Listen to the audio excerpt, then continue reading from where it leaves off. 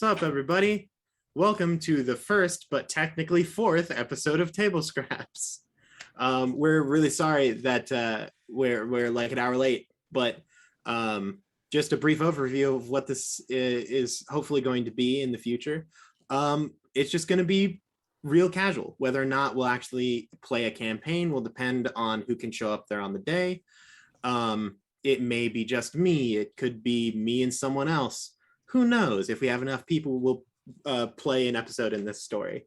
Or we'll play some other RPG or some other world or something along those lines.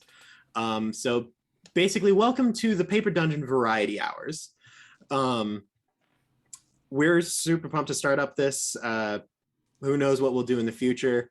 But yeah, so right now we're going to get started on Table Scraps episode 4. DJ will be joining us for this episode, but he will probably be like 30 minutes or so. But don't worry, he will be here. Also, who knows? One of us might have to go. One of us might have to stay. Someone else could show up. I don't even know what's going to happen. We're packed full of surprises. Man, it's like a birthday all over the place. But yeah, so since we're running the campaign, I guess that means that Drew, if we have no other things to say, Grant, don't you dare start. You can roll that intro.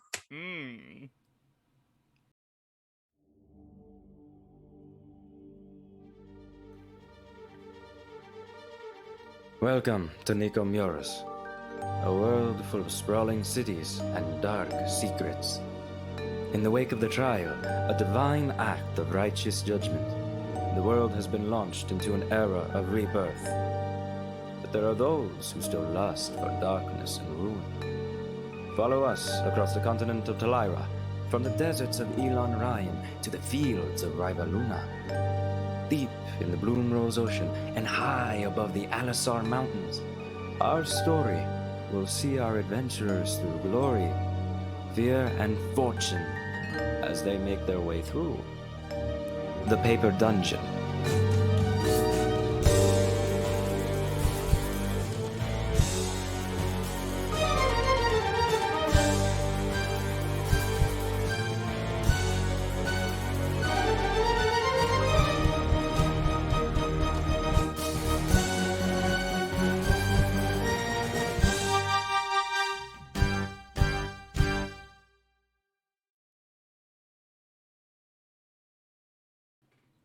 Hand.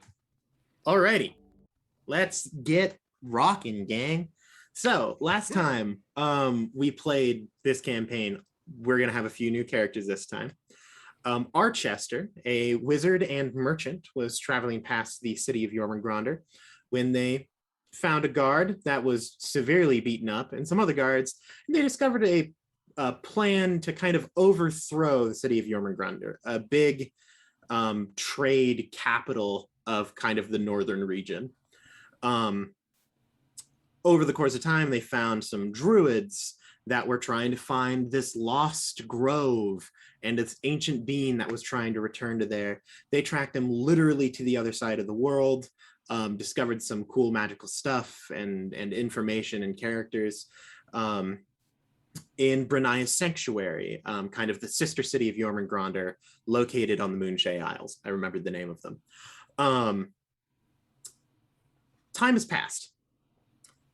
This campaign takes exactly the amount of time to the day as whatever we did the previous Monday. So at this point in time, about 2 to 3 months has passed. We just got done in the main campaign with like a 6-week journey or something like that. So yeah, so about something like 2 weeks on top of it. 2 weeks, yeah, something like that. So yeah, like 2 to 3 months has passed. That's cool. Archester, in this amount of time, you've kind of built up your merchant business. You being now a native, quote unquote, a citizen of Jormungandr, you have some special privileges which most merchants aren't allowed. So you have pretty much like a focal point in Jormungandr of a transport of goods and services. You have free pass through their checkpoints and passes throughout the mountain, which most merchants have to pay a toll of some sort. Normir, you have been practicing with the shield that was gifted to you by the Shieldborn. as a reward for your success. So you now have learned to incorporate it, even without using it, because you still use your two-handed weapon, but just using it like on your body to occasionally glance a blade off of a side or an arrow that is coming towards your back, just to kind of increase your defenses. Not quite. Sylvie, people kind of caught on that Sylvie doesn't like also great role play between Grant and Lydia right now. 10 out of 10 in character. But Sylvie, people kind of caught on like, oh, you never spend your money, but you also realized you had too much money to carry around. Like the sacks of gold you had were bigger than you were. And that's really hard to be sneaky with. So the city, kind of as an additional bonus, because all you asked for was gold, basically you have your own personal bank, which is just a small space to just store your money, a little plot of land with a very secure building that you have even tried to break into and you couldn't do it. So you are very sure that your money is safe. But yeah, also in the meanwhile, Archester, you were sent a letter from a very prominent figure, specifically by Beatrice Westfall Snapcaster, the Quicksilver Sage and Archmage of Avarice. Avarice, as you know, was kind of your original like home base of operations for your merchant business, and also it was the city that attempted to siege Jormungandr in the first couple episodes. You know that their military force, they were once a very prominent military force, is hindered at this moment in time as a storm of vengeance kind of ripped apart their ranks. Right. They had enough that they're still firm, like they're not going to be attacked or assaulted by a single kingdom or anything like that, but it's a bit more tenuous. Beatrice is a very, very well-known figure in kind of the wizard community. She has experimented with all sorts of things. She gained the term Quicksilver Sage by experimenting with the effects of Quicksilver and Audronite. Whereas Audronite explodes when contacting water, then she theorized that it could be suspended in Quicksilver and Mercury instead, to maintain its form without being threatened by liquid. She has done all sorts of things. She's done a lot of research on the astral plane, planar travel, all sorts of things, big name. And she sent you a letter requesting your expertise in the field of dunamancy, specifically chronergy. You being one of the like 6 mages in the world who practice this art, you're incredibly close by. And you also would think that this is kind of like a peace offering between Avarice and Jormungandr, so they don't like come back and wipe them out, because Jormungandr is probably the biggest threat that they have. This is like a, hey, Archmage, like our Archmage and your like wizard guy who like saved your stuff, like they're working together. Yeah. We're totally great. We're totally fine. Yeah, totally true. You of course have brought your bodyguard Sylvie and your kind of newfound, let's not say friend, but close work associate, who has done a lot of work with moving goods and services throughout the mountains, because it's still a dangerous place to be for you. You've hired him a couple of times. You are currently standing in a little kind of off street of Avarice being a more mountainous region for it to be in. A lot of like wood and stone buildings, big city, not incredibly flashy, but just a sprawling landscape of villages. They gained their power by absorbing another city, so it's actually 2 cities combined. That cover just a large expanse of space.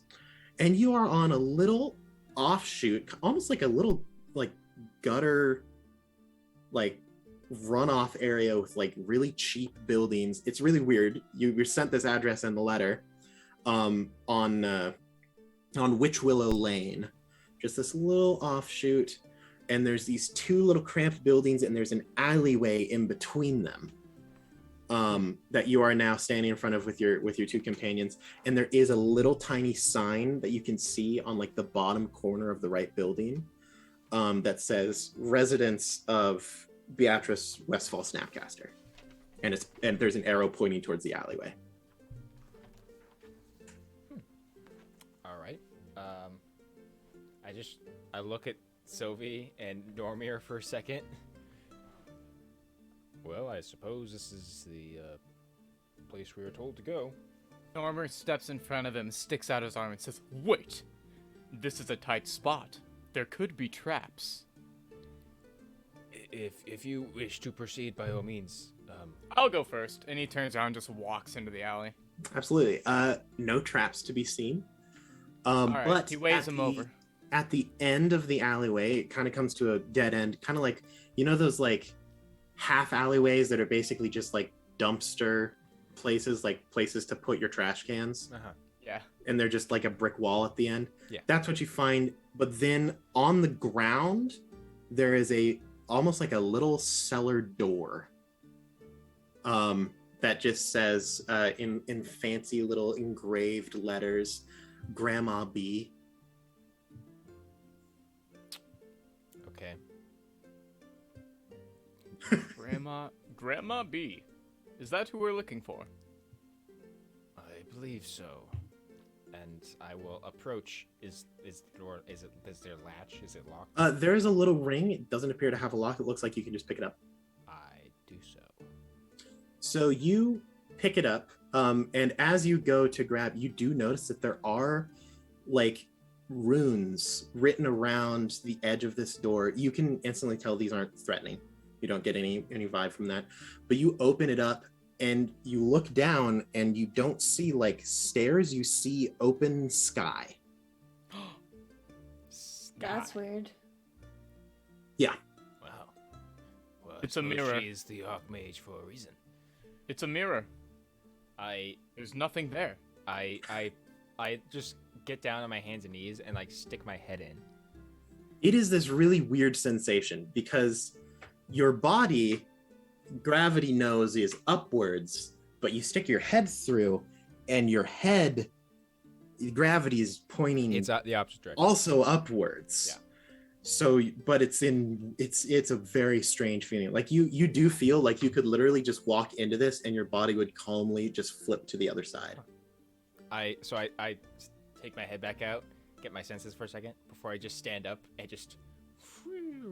Archibald, no! Yeah, And he you dives in after him. So for Archester, you step and just kind of calm, like your first step just lands normally on the other side. Normally, you dive forward and downwards and end up going up, like you dive sideways, you go through and you just go straight up and then fall back through and suddenly you're on the ground on the other side. It's very strange. You like rubber band almost through the portal. I didn't know of my power. Sylvie, What? jump through, I will retrieve you. I want to do a flip through it. You do a flip and land just nicely standing on the other side. That was pretty cool. It was. Alright, Archester. Now what?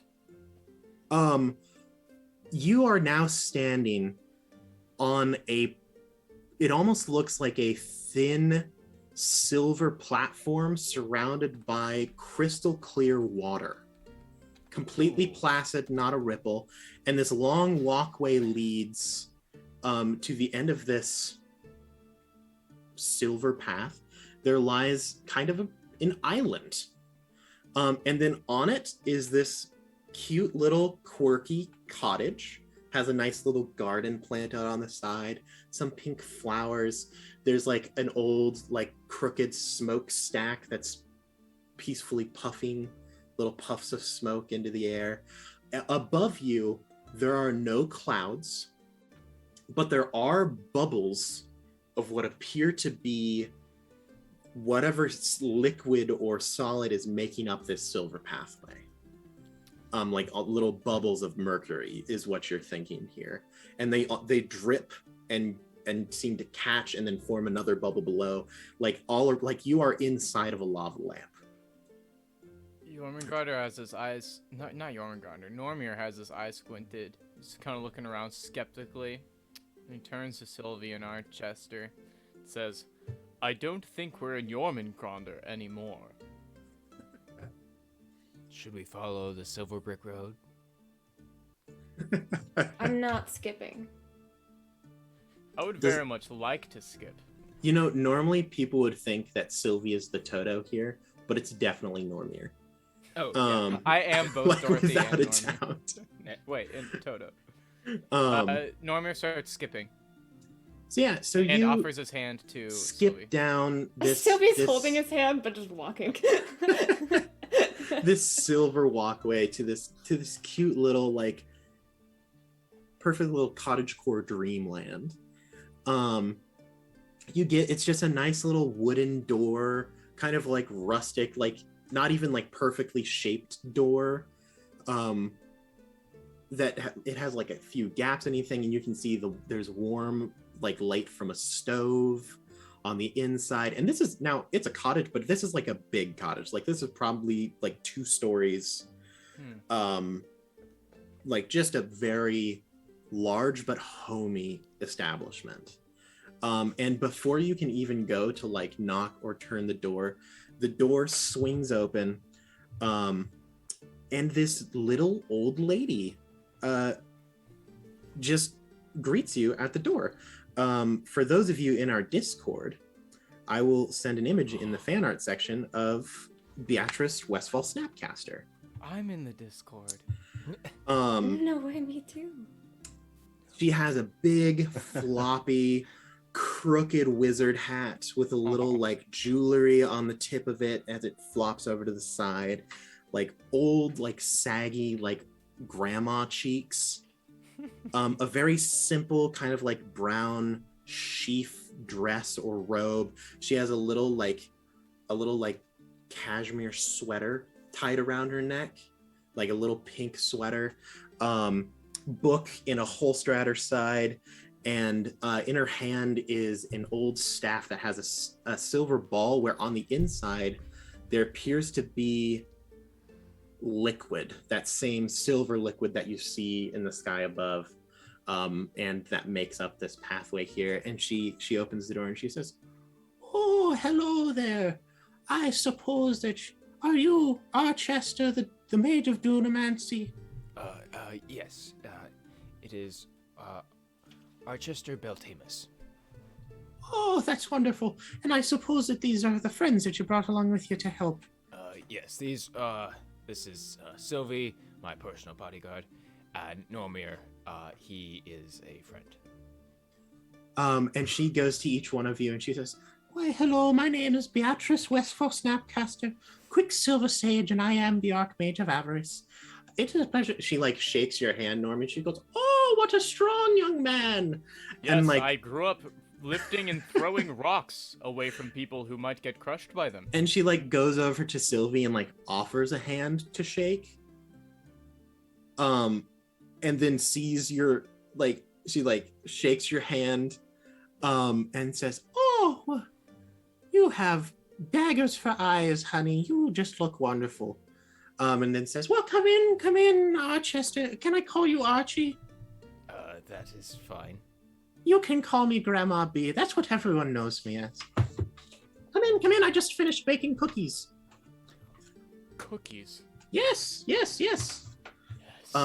She leads you into this expansive, like, you don't think that this is like spatial magic to the point of like a magnificent mansion or anything, but the cottage is already big, but you do think that it's probably bigger on the inside as well.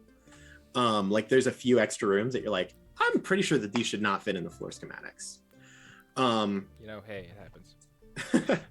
But you go in, you see sitting at a table, there are 2 other figures that are already there. One of them with like darker hair. It looks like there is a large, like straight yet curved blade at his side.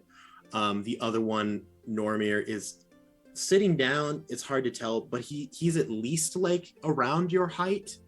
Big, just jacked man sitting at the table. Okay. And she says, I have hired my own help. I just figured it would be rude to invite you to a party and to not bring any of my own friends. Then again, I haven't really met them. They just happen to be for hire, and with my practically unimaginable amounts of wealth, I figured, why not? Come, and she brings you in. You see that there are several invisible servants. Like, you can't see them, but you do see things are just being carried around. For those at the table, anytime you have gotten your glass of milk to half empty, it is just immediately refilled. They are just constantly depositing cookies as you take them. These big, warm, soft, gooey chocolate chip cookies,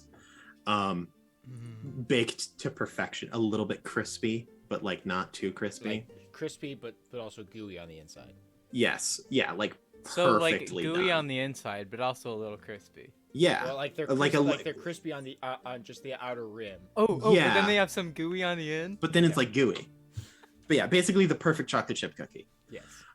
Describe the same cookie 3 times. I know. That was the joke, Ryan. Get a little crunch and a little. I hate it.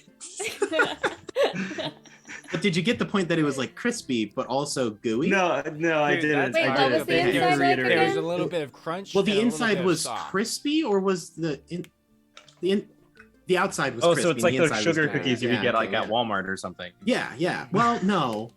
Nah. It was crispy on the outside, gooey on the inside. Yes. Perfect chocolate chip cookies.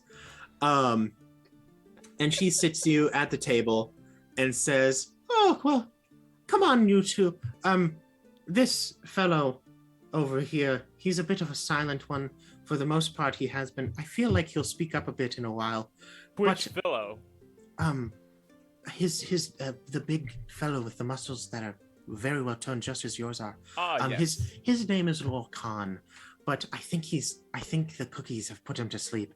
It happens sometimes. They're very, very good. But please introduce yourself. Your name is Badru, right? I only looked at your yes, transcript yes, and then gave you money. No, that is fine. And he's going to stand up, and he's not very tall. He's very broad, but compared to maybe Normir, only about 5'10", and he is wearing pretty sparse light leather armor. It is kind of stained in these reds and yellows. His hair is braided tightly and pulled back into kind of this ponytail. He is wearing a mask over his eyes, just the eyes. And the mask is that depicted of what you can only assume is a crow. The eyes themselves are completely whited out. Covered. He has a giant curved blade. Giant in comparison, it's about the size of a longsword, strapped to his side, and the other thing, he has these strange, intricate, yet almost incomprehensible line art tattoos all over his body, sort of stemming from what you can assume is his chest, in this red ink. He just kind of sticks out his hand and goes, I am Badru. It is a pleasure. The pleasure is mine, Archester Beltamus. Very nice to have met you, Still. Normir Thunderfoot, and this is Sylvie. I like your tattoos. Thank you. I like your mask. Thanks. Yeah. It's the most awkward. An old lady is standing there, very excited for you all to meet each other. But she's like, Oh, well, sit. I'm very sure that you would like to understand why I've called you here today. But first, you must eat. I'm sure you're famished. Thank you. These cookies are so good. You've already eaten 5. They're crispy on the Just outside, one handful. but they're gooey on The inside. I It's know. incredible. It's I went into a trance, into an arcane mystical trance for 30 years to perfect this recipe. Wow. It is contained within my very mind. There is no paper recipe written down. If I were to die, these cookies would be lost to the No. ages. I mean, it's at least 9 out of 10. She's like, oh, what a stellar review. But you guys sit, you have some cookies. Don't worry, they're not poison. They're just really good cookies. They're just really good cookies. Like really good, crispy on the outside, chewy on the inside cookies. How many times are we gonna make this joke? Oh, the whole time. So Grandma B's cookies, that's a Yeah. canonical, Oh, if they were to be sold, it would crash the cookie market. because they're crispy on the outside, gooey on the inside. Yeah, like people are farming Baudru's cookies all just been day. kind of like Baudru's just kind of been like poking at one this entire time, like unsure of it. Purely for the fact It's that- almost like you know how when you're like supposed to bake like cake or something, it's supposed to be like spongy. That's how gooey these cookies are, where you press them and then they refill.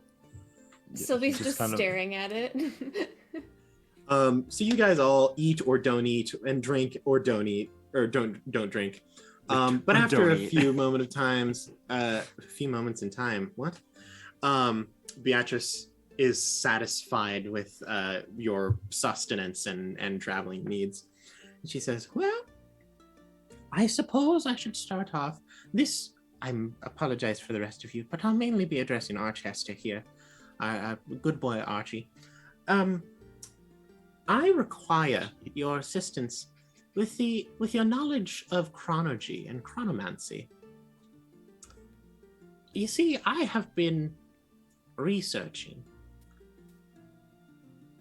this area for a long time. I stumbled across this is actually not my creation, this world.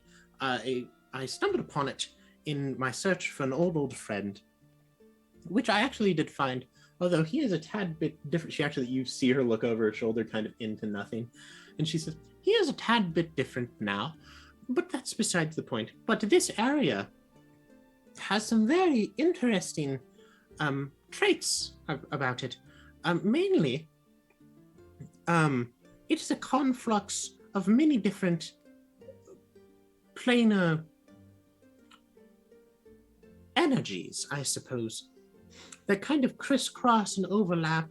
It's a very large focal point, kind of a ley line of sorts, that causes a lot of strange magical occurrences, although it is very rare for them to happen. The fact that they happen at all is still quite interesting to me. But I was looking into, the Shadowfell, especially recently. That is Archester, even with a base knowledge. Yes? I was gonna.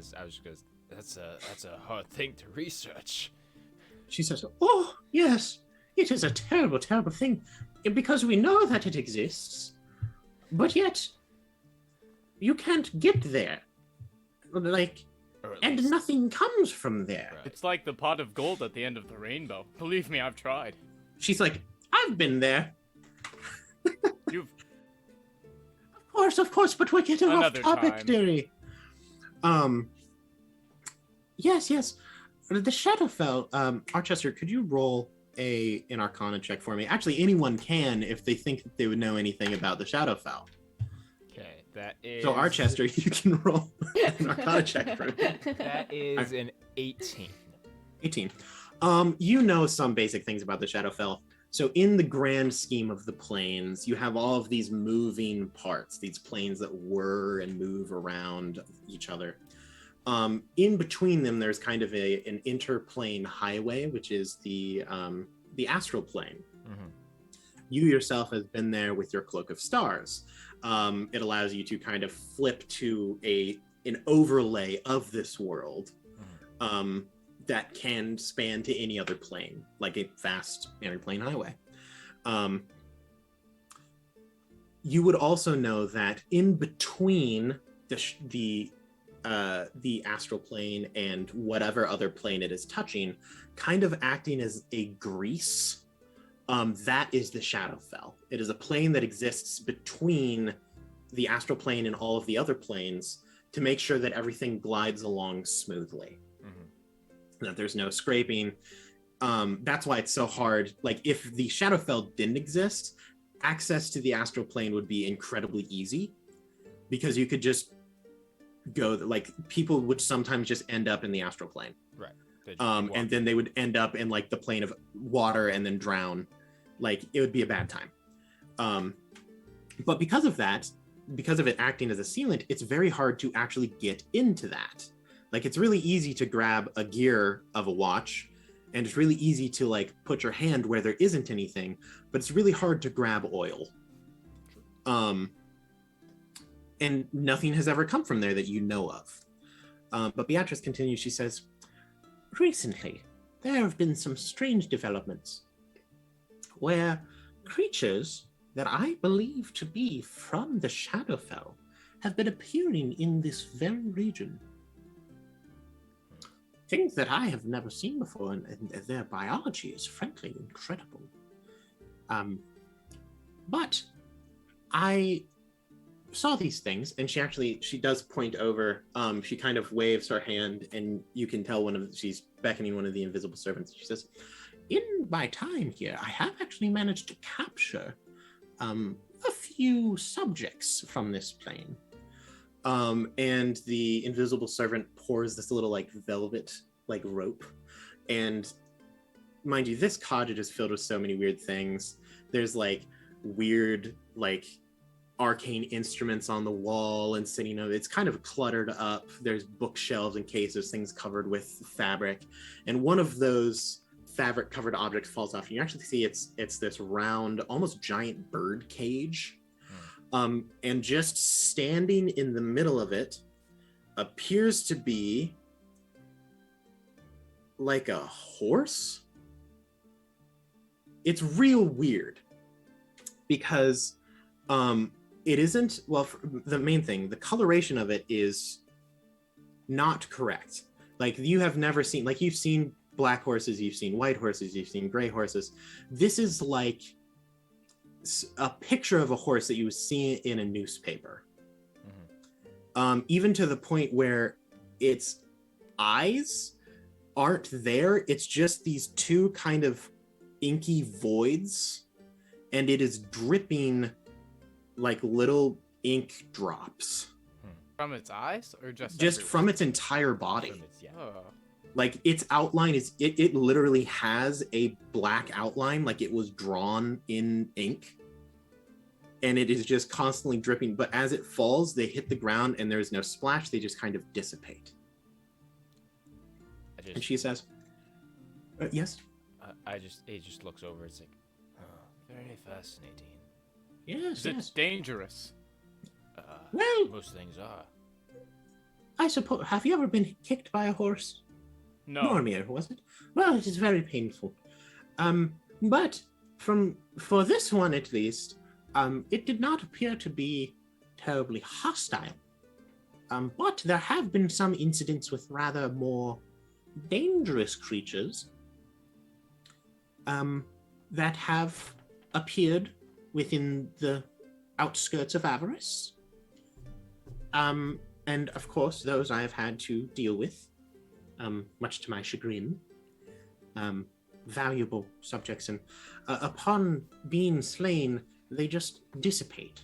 There's no corpse left behind. They are simply gone. I have taken to calling these creatures blotters because they kind of make me think of like ink, and like ink blots, because they kind of shift and move with the like coloration of everything. Really cool. I think they're I very like that. creative. Thank you. I thought it was quite cool. Yeah. Are you certain they're not just ghosts or spirits? Oh no, I've killed many ghosts. These are not ghosts. These Mainly, are certainly different. They almost. DM, I'm gonna get a little creative here. Correct me if I'm wrong. mm-hmm. It ghosts that you would get a cold sensation, you know. These almost not quite cold so much as they just nullify. Yes, very similar. A ghost would chill you to the bone. In fact, ghosts actually have a strange power over time, Archie. I'm sure that you've encountered it. Yes. They do have the ability to age people. In a similar way. You're not too far. You're very wise for saying ghost. That's very well done. Thank you. But this creature, these blotters, in my research, I have noticed that they do have a strange time situation. Basically, I've noticed that these creatures, they don't age. They have How can no... you be sure? Well, magic. Basically, I have performed many different arcane tests to ascertain this creature's personal time, and it does not have one. So, obviously, in my research, this very much interests me. I have dealt with the planes for a long, long time. So, I'm, of course, very interested in traveling to the Shadowfell. To be the first person to discover that would be... I'm a very old woman. She is also human. So you would put her in like 80s to 90s range. She's like, I probably am going to die. Give it 20 years, maybe, if I'm lucky. So I would just like to have one last great discovery. Something to really put me on the map. And so I would like your help because, of course, in my vast knowledge of the planes and planar travel, I have discovered a problem with traveling this plane. Oh, Law Khan, you have awoken. Wonderful. Let me recap everything that has just happened for the past 10 minutes. Basically, these three people have shown up, introduced themselves. You are feigning asleepness next to the cookie table. Archester, Normir, and Sylvie. Archester's wizard has been brought in to help the boss, who has hired you without really knowing who you are. Basically, you had an ad out and you're like, hey, hire me. And she was like, I'm rich. Bam. And she has just revealed a strange horse-like creature that appears to be made of like some form of like ink or dark drippy matter that she calls a blotter, and is now talking about how to get to the Shadowfell. That was the fastest recap I've ever done. That was really impressive, honestly. Also, wait, you missed there's some cookies that are crispy on the outside and gooey on the inside. Very important. I look at her, and then I just take a cookie and start eating it. It's so crispy, but also gooey. It's so good. It's at least a 9 out of 10. It's the perfect cookie. She seems very excited. Yes, she seems very excited to see that you are awake and present and participating. As she should. Also, you already know Badru. Badru has been hired with you. You've probably known him for a little bit. Yeah. But she says, in my research of the Shadowfell, I've traveled to many planes that I've never been before. So locating the entrance to the Shadowfell is honestly elementary for me. I just never considered it. The problem is, I believe that the Shadowfell exists in 4 dimensions. The 4th dimension being time.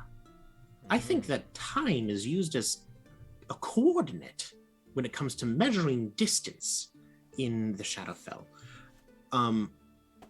It kind of works like gravity well, or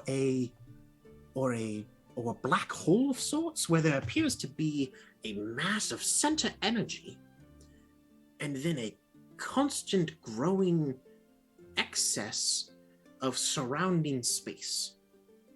And I would like to get as close to the mass of energy at the center as possible, because I don't know if I would be able to find my way anywhere if I'm too far away.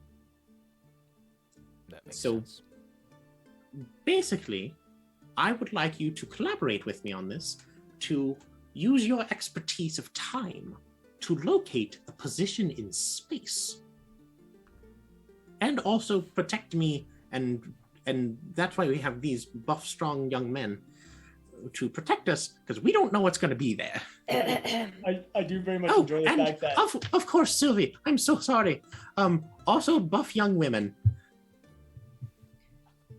I do really enjoy the fact that you explained that whole thing, and all of us were like, "Wait, what?" Except for Drew, who's like, "That makes sense." Oh, Yeah. Oh, of course. Yeah, that makes sense. I mean, hey, yeah, the wizard, you know. Wizard stuff, you know how it is. You wouldn't understand. Okay. You wouldn't understand. You were never a wizard. But she says, so what do you think you'd be up to the offer? I'm not going to lie. I'm greatly fascinated by the opportunity that there is. I am more than excited about the prospect.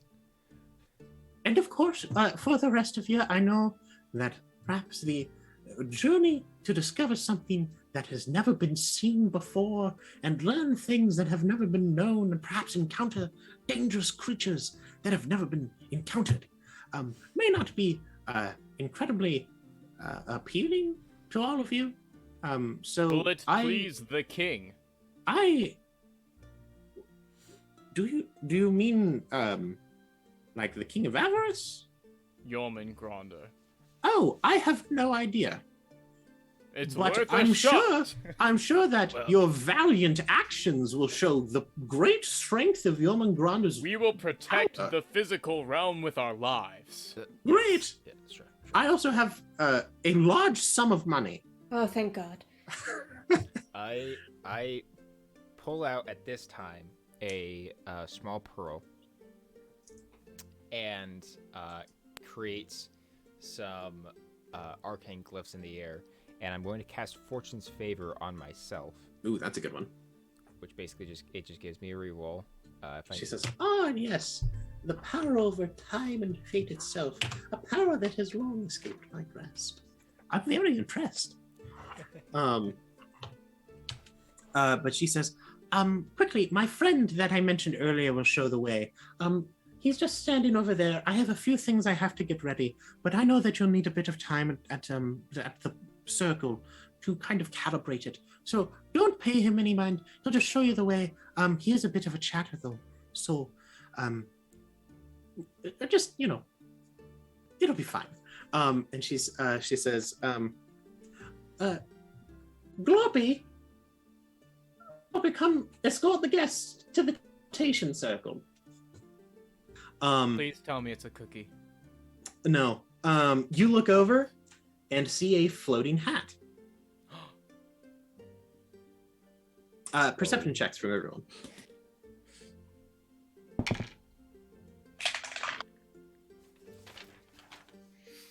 19. 12. 19, 12, 16. 14. 16. Groovy. Six. Audrey? Okay, so Audrey, you see a floating hat. For everyone else, you kind of look at the hat and kind of squint as there's this weird shimmer. And you also begin to notice they kind of blended in with the background. You also see there's a floating book and a floating bag, which appears to have coins in it, and a little floating ring. And then you notice that it's not floating, it's suspended in gel, that there is a gelatinous cube in front of you. Wait, like how big?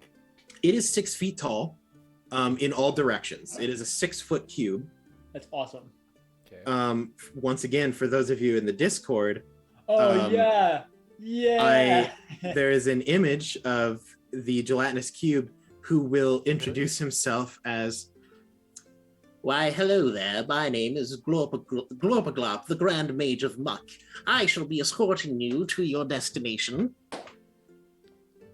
Yes. Who is Have I saying that? heard Is of- somebody of- stuck in that? Have Box I of heard gel. of Glorpaglop, the Grand Make a Mage history of check. Goo?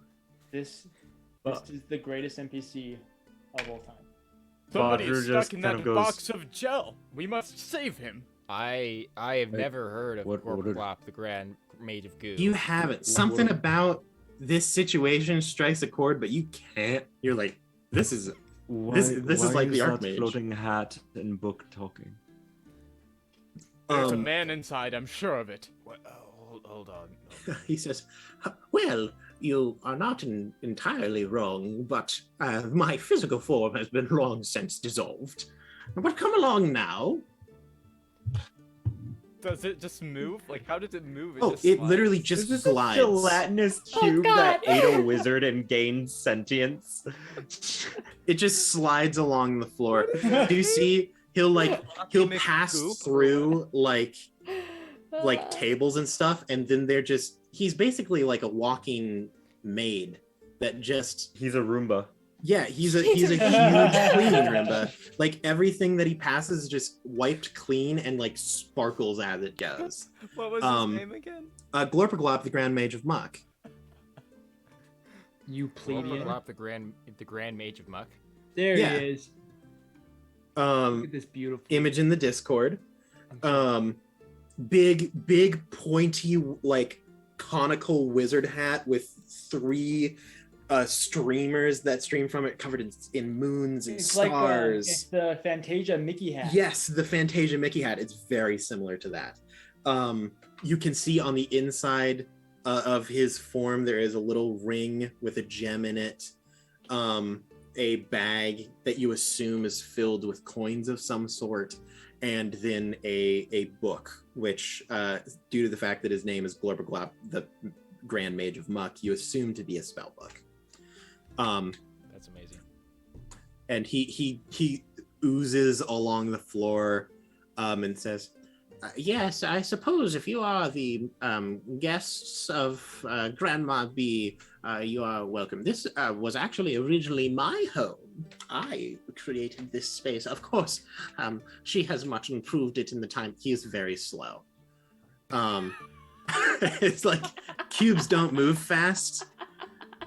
So it's literally like falling. This is an NPC escort quest. Yes. Um, Might as well- They're being might as well- super slow. Might as well follow them. Be there or be Also, square. he does take up the full expanse of the hallway, and I'm going to ignore what you just said. So there's not even like a gap. This is an exact like 5-foot hallway, and he's just as he like moves down.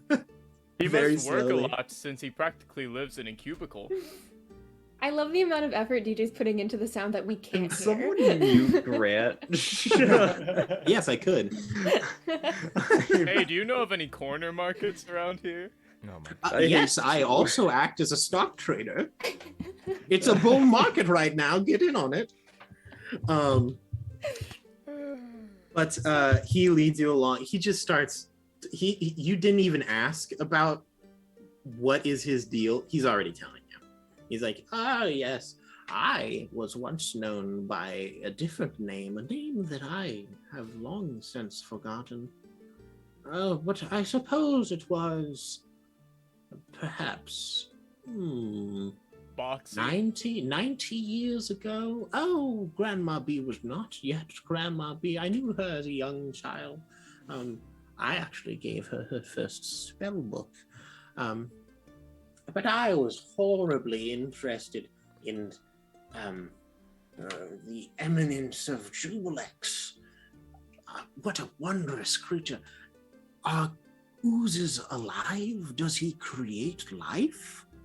That is not befitting of a prince of evil. What are these creatures? Do they have sentience? Can they speak? Do they have a language? So I had collected many in my time. But an unfortunate accident befell me where I had been transporting, I was transporting a gray ooze, and they are incredibly slick, and it had fallen onto the catwalk, and I had not noticed it. And my invisible servants, he glances over, like his body shifts, he has no eyes. But like it does this weird twist to look at nothing where you assume there is an invisible servant. He says, apparently they had not put down wet floor signs, and I slipped and fell into the gelatinous cube enclosure, where I was immediately dissolved, like instantly. But thankfully, I was wearing a ring of mind shielding, which absorbed my soul after death. And after perhaps weeks to years, it is very hard to tell time when you are nothing but a physical artifact. I began to overtake the mind and body of this creature, and it took perhaps 20 to 30 years to understand how to form the ooze into arcane sigils, allowing me to continue to cast magic. Thankfully, I had a spare hat of telepathy sitting around that allowed me to converse and explain, no, Grandma B, I have not killed you. I killed your friend from 90 years ago. I am, in fact, that same friend. And she was very kind and gracious and let me out of the enclosure because gelatinous cubes cannot climb. And saved my life, and I am grateful to this day. The work it has been to create an acid-proof book. I had to enchant with a pseudopod in this bag to create a coin purse of exact change. It is very difficult to hand out money in accordance when you have no thumbs. Yeah, that seems a little difficult. Anyway. First world problems. Yes? Now, So I just had the weirdest realization. Uh-huh. What do I see? Because I am blind. You are following these people, and just this ghostly voice, it emanates throughout your mind. It isn't through your ears, it's in your brain, where you assume. Actually, can you make just a flat intelligence roll? Because he's not. Just a flat intelligence roll. How would? Oh, great! I'm terrible at those. 8. You can only assume that this hat was once a man. And this talk of gelatinous cube, you are very confused right now. Because right now, all you see is a hat. And maybe there's like fishing line that has these things tied to it, but this is a flying hat.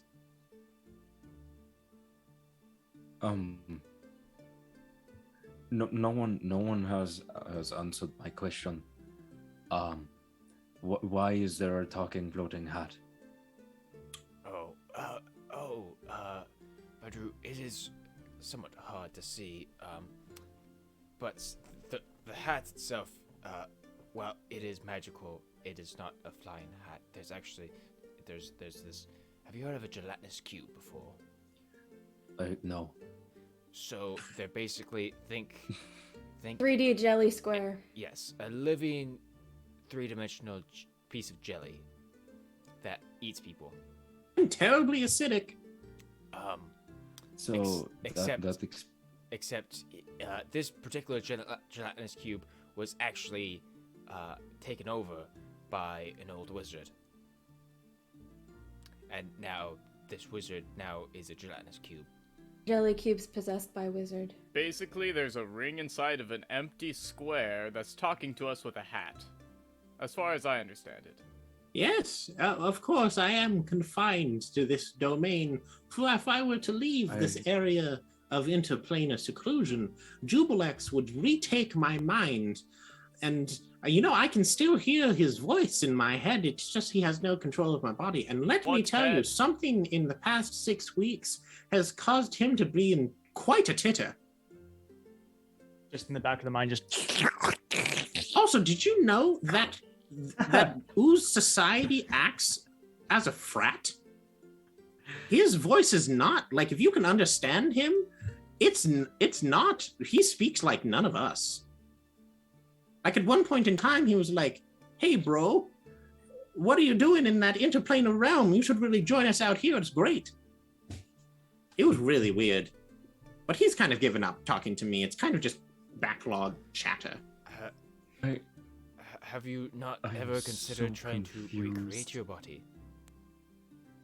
Well, I assume that you're referencing perhaps creating a clone of some sort? It's a clone, or perhaps maybe an altered version of A simulacrum? the simulacrum, yes, thank you. The problem is that both of those require a piece of the body, and it has been completely dissolved. There is no trace of who I once was remaining in this world, and also, in a sense, I have gained immortality. So honestly, it's not that bad. Oh, Do you know my someone who has apologies. access to the wish spell, do you? Offhand, no. Perhaps I once did, but now no. You don't happen to know like one of the most powerful people in the world by chance. I mean, he is friends with an archmage, so. But how many archmages actually get to cast 9th level spells? The answer is few. I was just asking. But Badru, I believe you said something. What was it? It's hard to hear when you have no ears. I was going to say, my apologies. I failed to mention this earlier.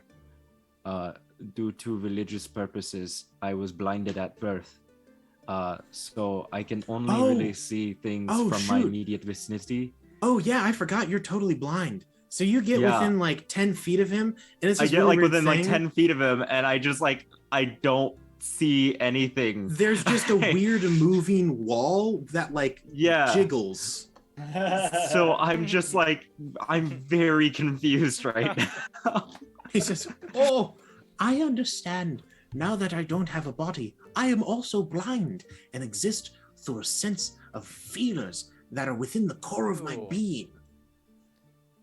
Ew. I have not experienced color in over 80 years. That I don't color's even know what overrated. color is. It's incredible." I like to think that we've moved like maybe 10 feet. Oh yeah, no, it's a total of 40 feet, We have but to it's We're like still getting out the door. you have been able to see where the teleportation circle is for this entire conversation, but you can't get past the ooze to like move past him. But eventually he does enter into a room that has arcane sigils on the wall, this crystalline structure, and this arcane pattern and runes in a circle on the ground with measurement devices, clocks, and weights and scales, and a sextant that you're not sure why you would need a sextant for planar travel, but hey, she knows what she's doing. Archie, I assume that you're going to begin Yes. doing what you need to do. She has the whole thing. You see exactly what you need. Please make an Arcana roll. And because she will have helped you in this, make it with advantage. Okay.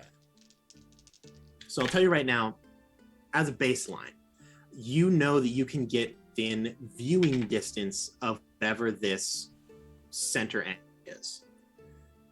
This is a roll to see how close you get. Natural 20? Mr. DM, I did use one of my rerolls from Fortune Favor, and I got Awesome. a natural 20. That's excellent. To be You think- a total of 28. Excellent. Actually, no. Big brain. 29. So, you obviously this is both simultaneously in and out of your wheelhouse. This is totally a thing that you know how to do, but also in a situation that you have never encountered. Yeah. So, you are sitting there. Grandma B has written up this very like perfect, like planar shift geometry and has practically given you a map of what you're trying to do. But you realize that looking at her notes, it isn't that time is a coordinate. This almost seems like time is happening all at once, yet also not at all, like throughout the entire plane. And you're able to use that knowledge to realize that in certain areas, time accelerates or decelerates to a point where you can pinpoint a location. You guarantee that you are within an hour walk of the main city. You can't like put yourself right in the center energy, but you can get yourself within an hour.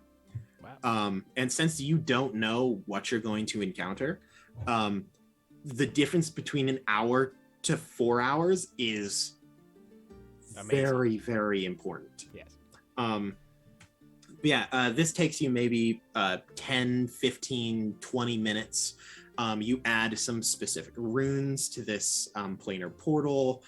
You measure your own time so you know when to leave. Specifically, you have to leave when the second hand is on a 2. So whether or not it's 12 seconds, 22 seconds, 2 seconds past the minute. Okay. In order to correctly do this, Grandma B shows back up. The cube has been just moving around the room, cleaning everything to make sure that no dust or outside elements interfere with the spell casting. So it has been this weird moment where like he'll move, and so you just kind of shuffle, and then he moves to where you were, and then we're just in this awkward circle around the room for 20 minutes. Nice. Because you don't want to be like absorbed into acid. Yes. Grandma B enters and says, "Oh, well, it looks like you've done mighty fine. I had never thought of that.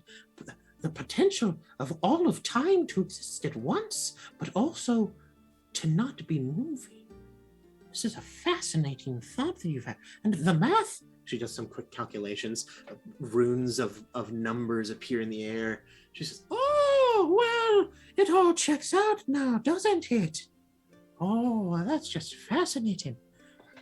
Well, I suppose it looks like you finished up there. Is everyone ready?" I suppose I am ready. Normia, Sylvie. You've all signed waivers? Yes. Archester, you I mean, I don't need to sign a waiver. This is my expedition too. but you had them sign waivers for you. Yes. Yes. 100%. When you hired them. Sylvie is under a constant contract. Yeah. Just because it's like, she's I good. cannot write in the traditional sense. You gave a verbal confirmation. But you see her, she says, "Okay, well, if anything bad happens, we are covered by insurance." And she holds her hand up, with staff in it. She kind of beckons it around the room in the swirling movement. And you can see in her left hand, she like throws a vial on the ground that has mercury in it, and it begins to fill in the grooves of this magic circle on the ground. And she points and swirls her staff, liquid sloshing in the end. And the energy moves towards that big crystalline gate on the wall.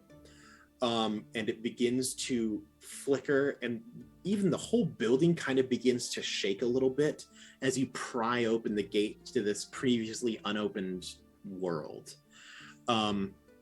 Silver begins to drip down from the arch as it has moved up and forms this wall of shining silver that then begins to be filled in with kind of dark tendrils almost of energy.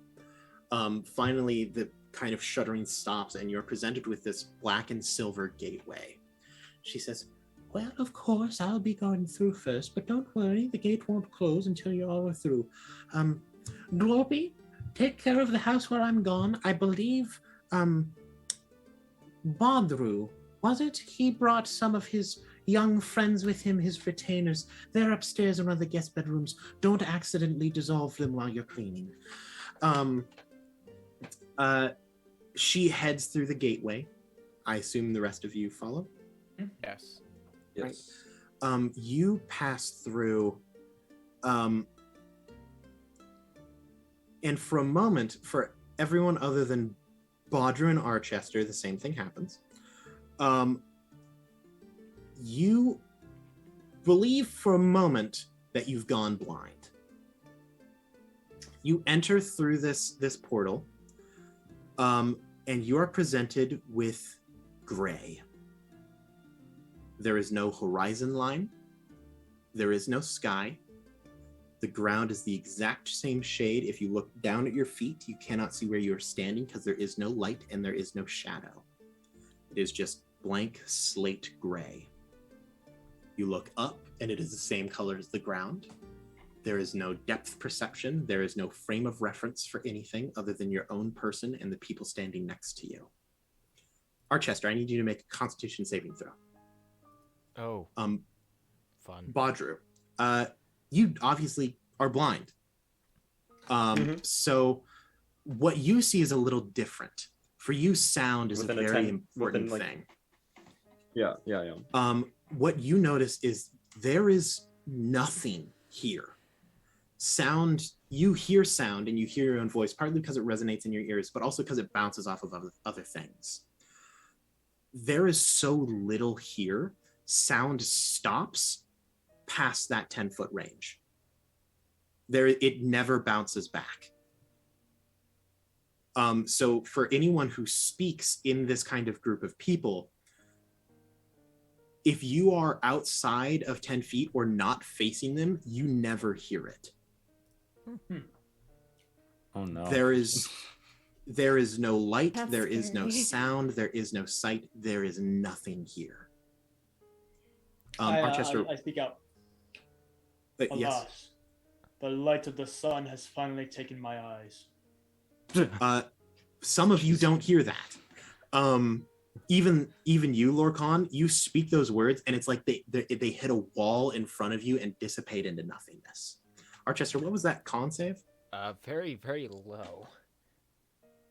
Very, 8. very low. You just throw up. I figured. This dimension is so fundamentally against everything that you know and stand for.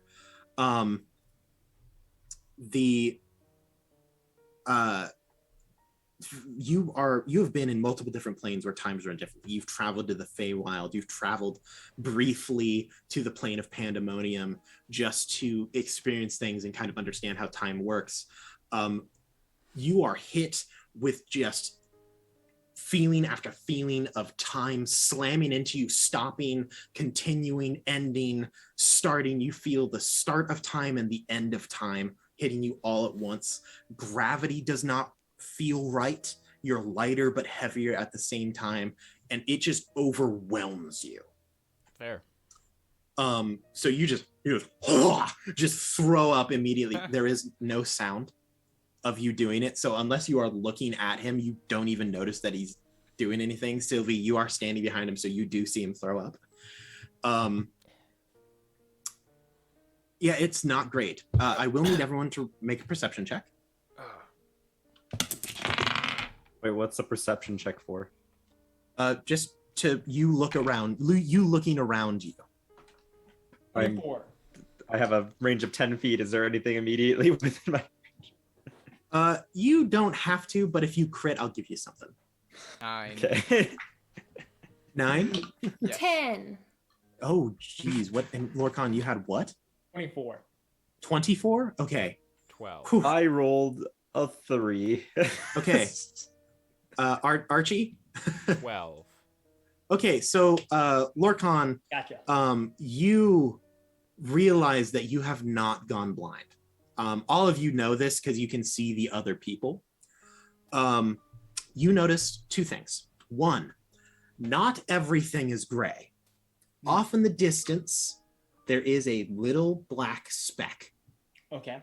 You are incredibly perceptive. You have trained yourself to notice anything the light touches is your kingdom. That is right.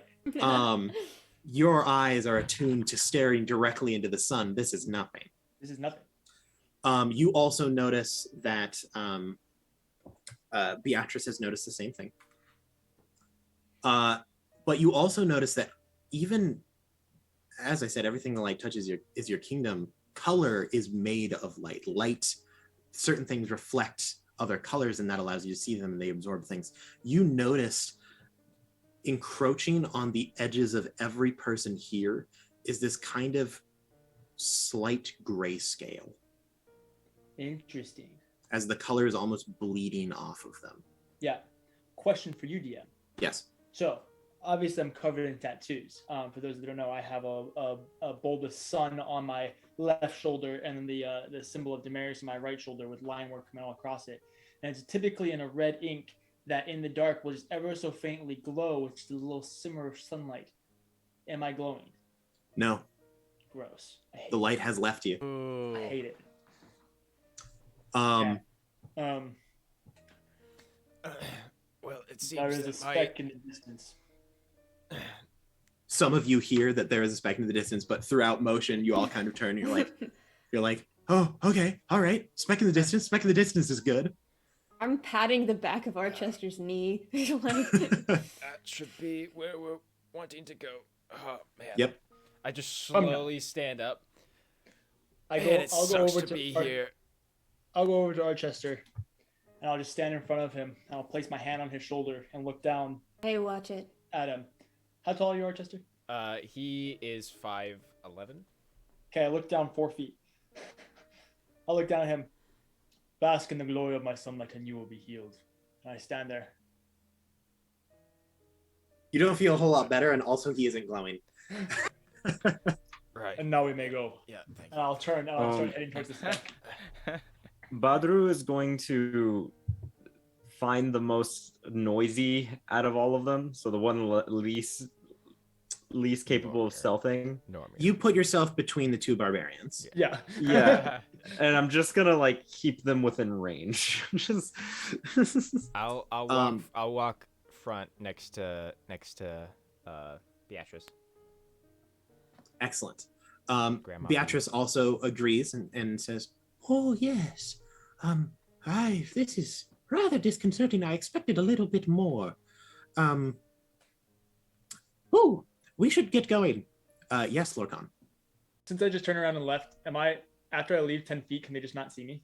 Oh, they can see you, but Okay. your footsteps make no sound. Okay. Specifically, as you guys make your, you are within an hour, so an hour-long journey. I will inform you of a few things. First off, Archester, you can tell that while you're in this space, you can die. Your blood is pumping, you are breathing, there appears to be oxygen here, but you do not age. You have advantage on all stealth checks and disadvantage on perception checks to hear things while you are in this gray expanse. And also, hourly, I need everyone to make a charisma saving throw. So over this time, please make a charisma saving throw. 18. 18. Oh, and make it with advantage because there are other people here. That is better. 16. All right. Oh, well, still 18. I rolled a 14. 14. Bodger, how you doing? I'm trying to figure out if I want to use Indomitable. Nah. I'm going to tell you right now. The DC you're looking for is 20. It's 20. Well, heck. Yeah. Oh, wait, I have a +8 to saving throws. Why do I have a +8? Do charisma saving throws? Yeah, I don't know why I wrote down a +8. I couldn't tell you. I'll just save. I'll just say Okay. no, and I'll take the brunt. What am I doing here? So- I wrote my saving throws all wrong. I added my proficiency bonus to all of them. Not right. Nothing terrible happens if you fail this save. If you are below a DC 20. What matters is how many of them you fail. So since it happens hourly and you will make it to the city, you can tell as you get closer, there is this, it appears to be an ink black cityscape that you can see as you get closer. But every once in a while you will look off and gaze into this endless slate gray nothingness. And since you failed your charisma, the charisma saving throw is, can you maintain a sense of self? A sense of knowledge of that there are other things that exist. That's why you made it with advantage, because there are other people here. Failing 3 or more of these checks is really bad. But you can tell you just gain kind of a gnawing fear in your heart that for a brief moment you question whether you have ever been anywhere else. Like, is this all that there is? But you're like, no. I just had cookies a little bit ago in a different place. I've been somewhere else. I've been other places, and you kind of pass that thought aside. But that question lingers in your mind.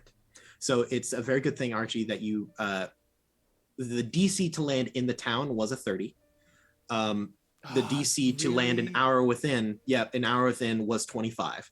Wow. 2 hours within was 20, I was 15, off. 10, and so on. Yeah. Highest I could roll, and I'm 1 off. Oh, that's so Yeah. disappointing. Yeah. Look, to pinpoint a location using time is very difficult. But as we are taking this journey to the city, we'll take a quick hot fiver, as Tarak would say. Hot fiver. Hot fiver. And we will be back in a little bit. Yeah.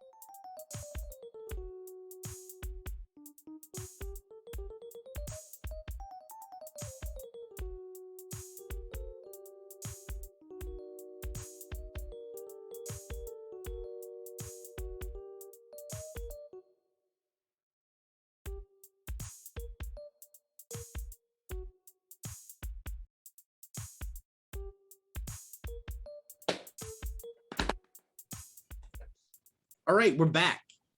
We're doing stuff. We're playing Dungeons and Dragons.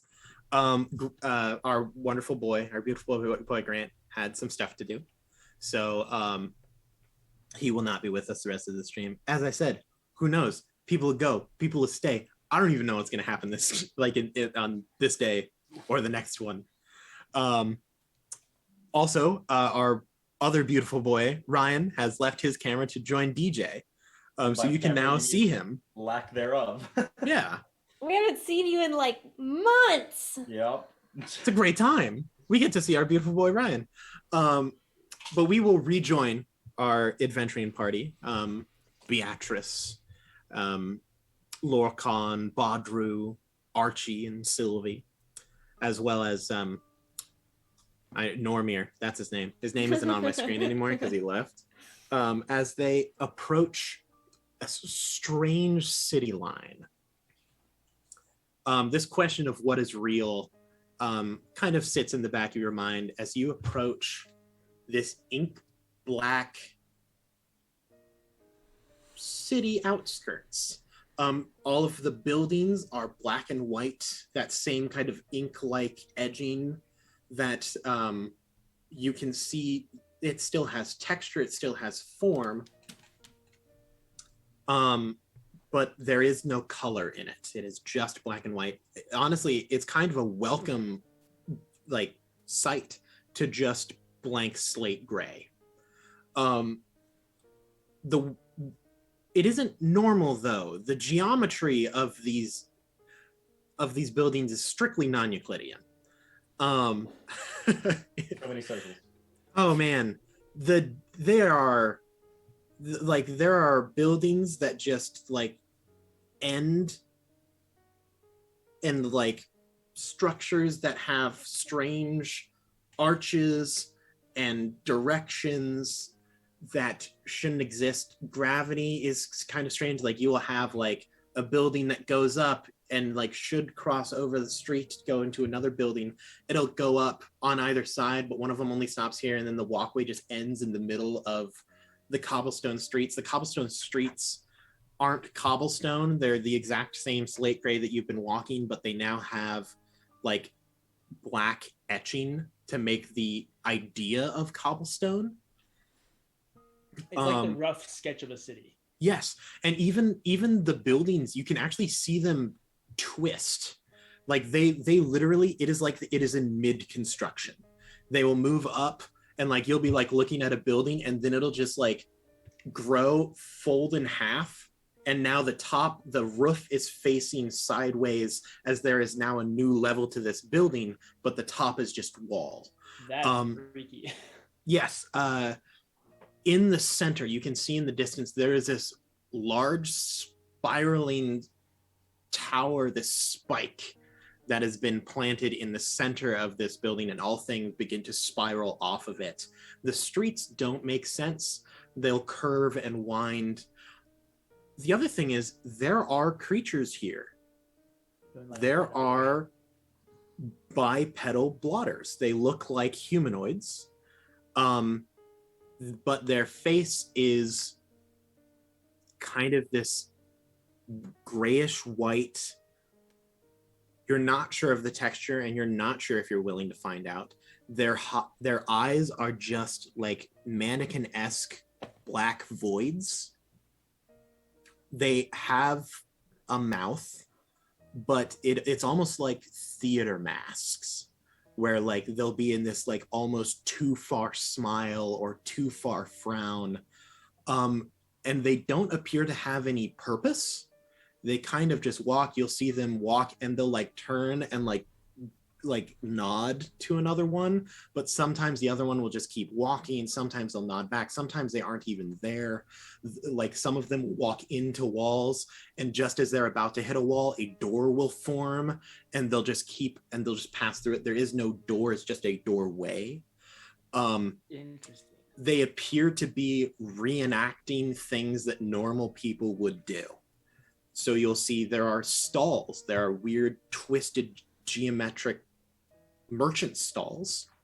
And there is someone standing behind with a basket of what you can assume to be fruit. It is hard to tell because all fruit when condensed to black and white, kind of just looks like a circle. And they'll like hand it out. A few of them even like offer them to you, and just kind of stand there and like watch as you walk past. There is no malice behind their eyes or their actions. It is just weird movement and mimicry. Yes, Badru. I would like to. I'd like to establish that Badru has had his weapon out the entire time, seeing as he now can't even vaguely see past 10 feet and can only kind of. Now that you are in the 10 city feet. and there are other objects here, you are Okay. once again back to being like, you can hear things. There's the movement of footsteps through. You can hear the buildings grow and shift, this groaning sound of steel and earth and rock that doesn't exist moves and grows into that shape. This place feels like if an animator went solely off of how a kid described a city. Yes, this is very like, you know, those paintings where there's, I can't remember the exact name of this art style, but it's like stairways and people are like walking upside down. That is very much how this city is constructed. So you can now hear and see again as normal. You do not have to make the charisma saving throws while in the city, because you are sure that things are not right and that that you are not alone, that there are other things in this world. I'm getting a very like Studio Ghibli vibe. Like horror Studio Ghibli. Horror Ghibli. Like what's the one? Howl's Moving Castle. Howl's Moving Castle is honestly like a closer thing. Yeah. But Badru's probably gonna pipe up and just like hand on sword, just go. Should we be on alert, or? I can't. I'm gonna be honest. I'm hearing a lot of things, and I can't really tell whether or not I should be afraid, or. I assume that everyone is kind of keeping an eye out on things. Could I have everyone make another perception check now that you're in the city? Lorcan is kind of like, I'll let you decide if he needs to make a perception check. But Lorcan generally has the attitude of, there are none here who dare have the pride to face me, so I'm not really worried. None of them. Now, you see, most people tend to like kind of cower in your presence. That doesn't seem to be the case for these people. Mm-hmm. But you don't sense any threat. There's no danger here, especially to you. My passive perception is 15, but I don't care. Yes, Sylvie. I got a 16, but Sylvie's always on alert. Yeah. Even when she's sleeping. 16 for Sylvie. 12 for Archester. 12 for Archester, Lorcan and Badru.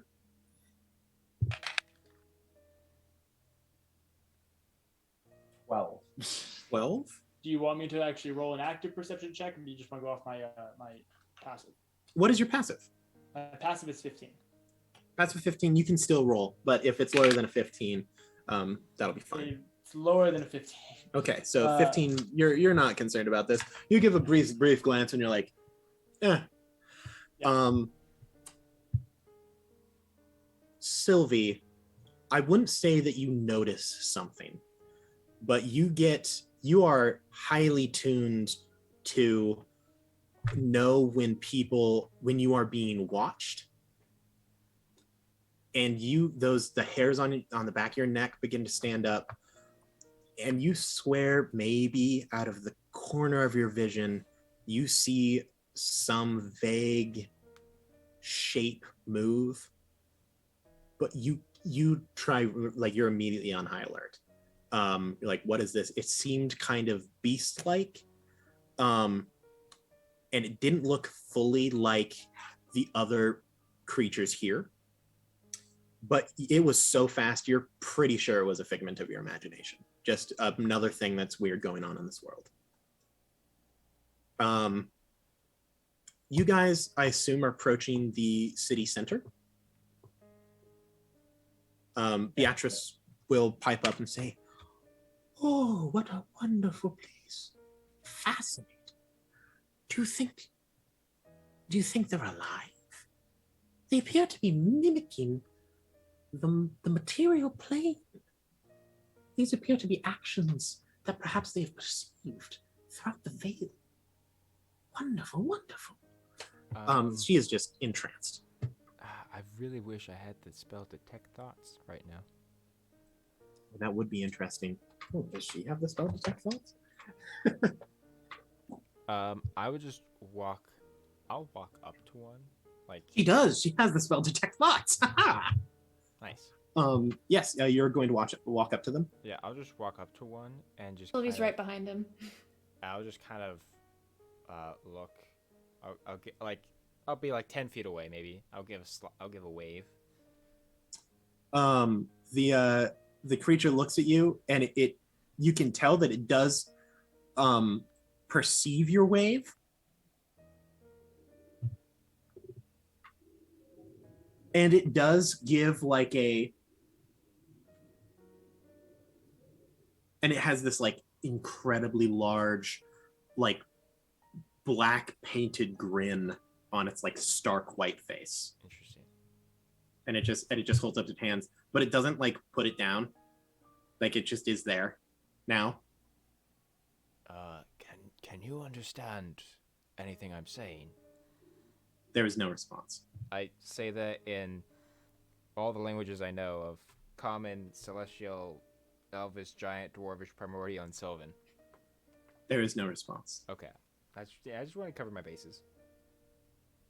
And she, Beatrice, in the background, you do hear her continuing to talk. You see that she holds up her hand, spins some runes, moves her staff around, and kind of throws some mercury into the air, and it descends in a fine mist around her. And she says, "Oh, interesting. It appears as though they act on a form of hive mind.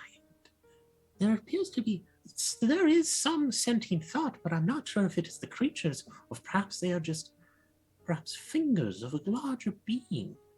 It's interesting. It's as though the trail of thought leads throughout the entire, not just the creatures, but the buildings and the ground and the very air that we breathe. It appears to be thinking and moving and observing." Interesting. Very, very. Indeed. But I'm sure if this is as wonderful as it is, I'm sure the center must be spectacular. We should keep going. Absolutely. You guys navigate. I need someone to make a survival check with advantage.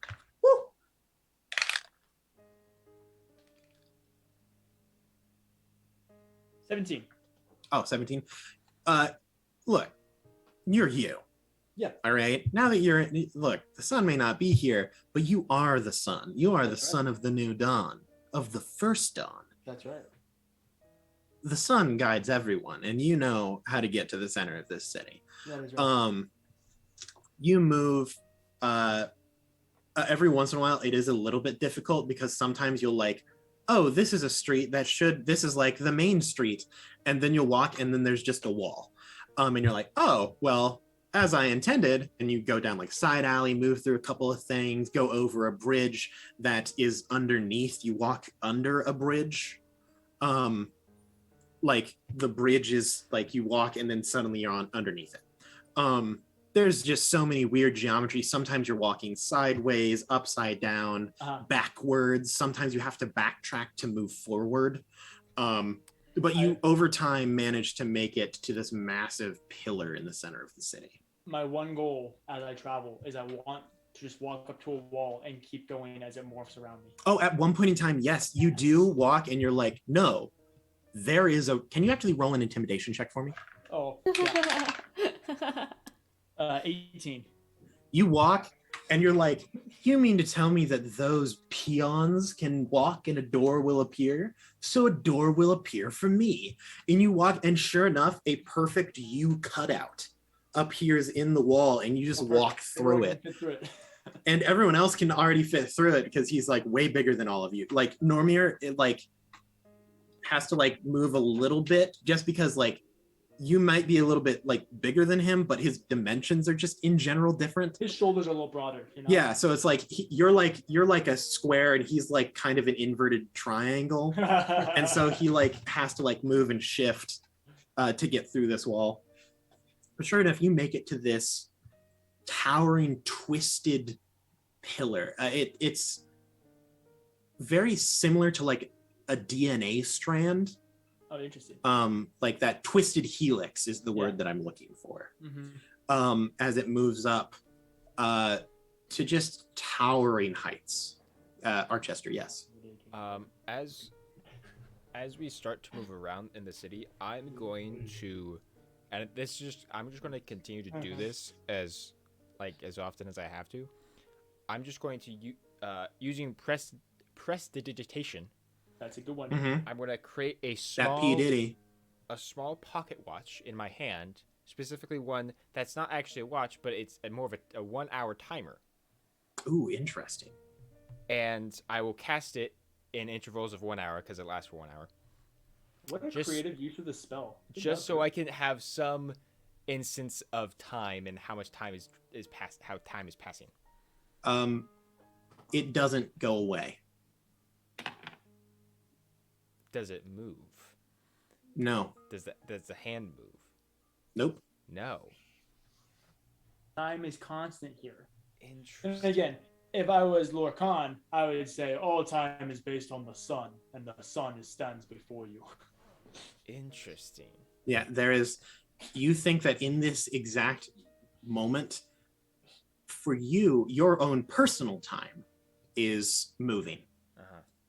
To some extent. Like you have to be breathing, blood is pumping. It's not like you entered and you were in suspended animation, which was a possibility that you specifically was like, I'm just not going to tell them that. That's if I rolled a nat 1. Yeah, that's like, oh crap. Oh no, if you rolled a nat 1, you were at least like 10 hours away. It was going to be bad. But the watch does not disappear. You just have a timer that is not moving. At some point in time, the hand does move in reverse. Interesting. At one point in time, the hand feeds forward. Interesting. And then for the majority, it just stays stopped at exact midnight, where you spawned it to begin with. Almost like a compass. That it honestly could be used, but you think that you could utilize in like an actual pocket watch in some way as a compass in this That's plane. kind of ingenious. Okay. How exactly the hands work, you're not sure. You're not sure if it's like, oh, this direction is the future, this direction is the past, or if you're in the middle of some whirlpool of moving time. It's hard to tell. After observing this, to Grandma B, I say, this is most interesting. Looking at my goodness, that hand is moving backwards. Are you sure you know how to make a clock, dearie? I don't mean to question your judgment. Miss B, if we could utilize this correctly, based off of this, it seems based off of my theory from before of time happening at sometimes being present or the past or the future, going forward or backwards. If there was some way to actually predict it, the potential would be limitless. Oh yes, I don't know if we're on the same page, but I'm definitely this plane has a lot of potential if it can be utilized correctly. You are standing at the base of this twisted helix in the middle of this geometric nightmare of a city. You could not get a scale of reference as to how big this is because you look up and you're like, oh, well, it's probably not that tall. But then as you move a little bit, it looks taller and sometimes it looks shorter. Sometimes you move and it looks incredibly thin, and sometimes the base of it is as big as the city itself. It is a constant shift in idea and dimension. Interesting. But there is a door in the base of it. I opened the door. Oh, thank goodness. If you guys just left, I didn't know what I was going to do. We turn around and we leave. Yeah, oh man. Nice, good journey, everybody. Bye. You guys enter into this building. This tower. The inside is just as confusing as the outside. It is deep black, like an endless night. This is equivalent to the darkness between stars. Like the worst part is normally you can gaze into the void and the void looks back. This time there isn't nothing, and that is more terrifying. You head up. There is a staircase that seems to follow the curvature of this, and you walk and you walk. Perfect role play, Lord Badru, killing it out there. You walk up this long spiral, and get to the top eventually, or at least you think it's the top. It's hard to know because if this is an infinite staircase, infinity doesn't have an end. So there's still stairs, but this seems like the end. And there is a large circular room. You would say it's probably 30 feet to 40 feet across. And standing in the midst of it is a bipedal figure. And it seems to be, there's kind of like a little table or platform, like just a block of like dark matter that it appears to be staring at. And it does like turn over its shoulder to look at you. And unlike the rest of the blotters here, its face is very similar to like a Rorschach mask. Like Rorschach. So you know the like the Rorschach tests that are like you have like an ink blot. Yes. Yeah. Rorschach, a character from Watchmen, yeah. Like Watchtower. No, that's not it. Has this moving mask where it looks like those ink blots and it moves and shifts. You can tell that there is some semblance of definition in the face. And like there is a mouth and a nose, but there are no eyes. It is just smooth movement of ink and light and dark that moves over its face and over its body. It doesn't appear to have any terribly defining features. It has no hair. It is just basically a black and white moving mannequin. Interesting. It doesn't do anything when you enter the room. But you do hear Beatrice say, "If my guess is correct, and I am a very, very good guesser, this appears to be the very center, the very pinnacle of the Shadowfell. This very room is where it all starts and flows from. And if I were to guess, this very creature that stands before us may be whoever is sending those troublesome creatures to the material plane." Grandma B, you are saying that this is the creature that has blotted out the sun. Well, in some ways I could say yes, but at the same time, she's like, I just don't think that the sun exists here. If you charge forward, everyone please roll initiative. Yeah, sorry. No. Sorry. I wanted to talk to him. I know, I'm sorry. Nice. I can see.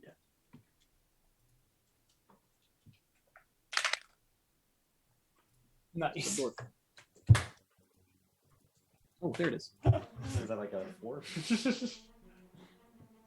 As a barbarian, I do believe that at 10th level you have advantage as well. I do have advantage. I already rolled it. Oh. I'm that good. So 25 to 20. 22. 22. I thought you were holding up a 3, and I'm like, oh, that's not great. Okay, so My pencil. Oh, there it is. So 22 from Lorcan. We have. I rolled 12. Hold on.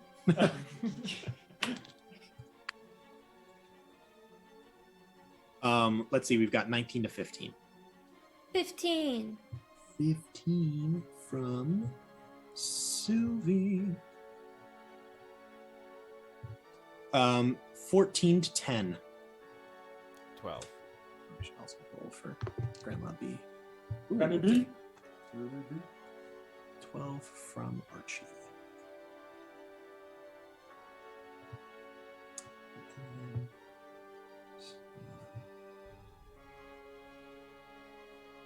Okay. Got like a. What is she at? Oh, that's not right. As Lorcan. Oh, hold on. You got a Blind man. Okay. Hey, what's your dexterity bonus? He had a +3. So it's a 16. My dexterity score is a 16. Can you please roll a d20 for me? Do it. Do it. Roll that d20. Yes, Brian. 18. Woo! You will go before Beatrice. Woo! Nice. For Lorcan. Wait, no. Badru. Badru. And then Beatrice. That was the weirdest thing ever. So as I didn't know what you Lorcan pulls out his weapon, sprints towards this figure in the middle that he believes to have blotted out the sun. Treachery. I believe at this point in time, I have to ask, Ryan, I know that you have to go in like 13 minutes. Yes. Do we want to stop it here and then just kind of like hang out and chat about like thoughts and stuff, main campaign, something like that? Or do you want to fight it with 3 people? You can finish it. He has my character sheet. Groovy. That sounds great. All right. You will not go first, Lorcan. That's not what's intended. I approach with the power of the sun behind my might and strike. Excellent. I will state, just so you know, it does go before you, but it will not do anything. Well, heck you. That's a really good score. I'm sure if I should be offended. First attack will be a 28 to hit. Yeah, that'll hit. Cool. He's killing an innocent person. That's right. 12 points of slashing damage. Excellent. Oh, wait. I will rage at this point. Yeah, bonus action rage. Yep, do your thing. Okay. Second or wait. I'm learning. Okay, so bonus action rage, first attack, extra attack. That's 13 to hit. That will miss. Cool. 13 I damage. swing once with the full might of the sun. What ho? There's one. Yeah, that's all I got. And so that was 12 damage, you said? 12 points of damage. Wow. And did you add the like additional damage from being a zealot barbarian to that? You got other things for being zealous. You want to look at this stuff? You gain if I believe 2d6 of either of radiant damage, radiant or necrotic. And like plus like half your barbarian level or something like that? So plus It's well, actually, let me double check. or like 2d6. You got This it. is my first time playing a barbarian, so it's just Hey, me a little grace. We get it. You're like a spellcasty guy, and now you're beating I'm a stuff with a spellcasty stick. Okay. Zealot presence. We're talking about divine fury. So it's 1d6 plus half my barbarian level, but it's only while I'm raging, and I started raging after my first attack. I mean, I assume that you went into rage before your okay. first. Well, you then- you, went into you as a rage when you barbarian would have known. charged. Yeah. Cool. You Then God, I think blotting out the sun. 5 plus 3, so that would be 11, 14 additional points. So that'll be 26. 6. 14 Yeah, additional and points, jeez. 12 or 11 of that is radiant. Got it. I just Cool. did such quick math in my brain. You are such a good guy. Didn't even use paper. Wow. Yeah, you cut into it. It's kind of the same sensation of cutting into a mushroom. Yeah. Like there isn't blood, there's like ink, but there's not bone or muscle. It's just kind of sponge, like thick sponge texture. Like Yeah. Just thick. After you, Sylvie, Lorcan is this buff strong man sprints in with an axe. How far away are we from it? This is like a 40-foot room, so you entered. If I assume Lorcan was able to move there with his normal speed. Do you have a +10 bonus to speed, DJ? I assume that he does because he's a barbarian. I'm sorry. I just like smashed my hand. What did you ask? What is your speed? 40? 40. Yeah, so you are right at 40 feet away. Cool. Okay, I am going to. I don't know. Okay, first of all, so we're far away from it. Cool. That means Archester's far away from it. Then, did it like react at all to getting hit? No, the axe is currently embedded like in its hip. It didn't like budge. Okay, I'm gonna have my short bow ready, and I'm gonna be kind of like looking around the room for anything else. Excellent. Do you want to hold your action? Like, what would you like your held action to be? Like, attack when you see a thing? If I see anything that's similar to like what I saw, like that figmenty, the thing. Yeah, that strange beast you saw in the city. If I see that anywhere in the room, I'm shooting. Excellent. That is your held action, bonus action or movement. Bonus action. Archester's probably not gonna go towards it, so I'm gonna bonus action hide behind Archester. I will allow this. Make a stealth check. Huh. Nice. Nice. That's 23. 23, yeah, 100%. You literally just like duck behind Archester and throw his like cloak over top of you. Oh, Archester, you were warned before this by Beatrice that entering the astral plane may not allow you to return. That is a thing that you and her both know. So planar travel and summoning is very difficult here. Yeah, like I wouldn't wouldn't be able to return to the Shadowfell? Yes, to the Shadowfell. And you could very well just be like locked in the astral plane for a while until you found the exit into a different one. Right. Because you don't have plane shift, right? I don't. But as a last ditch effort for survival. Hey, yeah, 100%. You know, it's not. I just wanted to warn you before you were like, I know what I'll do. Haha. And then you were like, oh crap. But yeah, it is your turn at the moment. Is my turn? Yes. Okay. I'm just gonna you said it is 40 feet away from us? 40 feet away. I'm gonna just scoot forward like 10 feet. 10 feet. 100%. Okay. Sylvie, you cling to him. Yep. And then I will just hold my action. To cast, I don't know, magnify gravity if something shows up that is clearly hostile. Okay. When you say hostile, do you mean hostile to everyone or hostile to Lorcan? To everyone.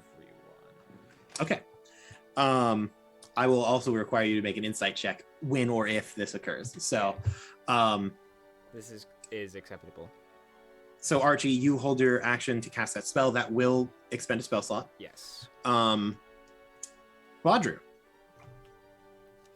You're the person that you know just sprinted off into the distance. I'm sorry. You do know that there is most likely someone roughly 40 feet away from you. As for what exactly they are, or what they look like, or where Lorcan is, it's hard to tell. It's kind of just a mishmash. So I move 30 feet. Mm-hmm. You can see me now. I can. I draw my Kapesh. I should also state, Lorcan, to you, The people in like the blotters don't really look that different from how you see normal people. Fair.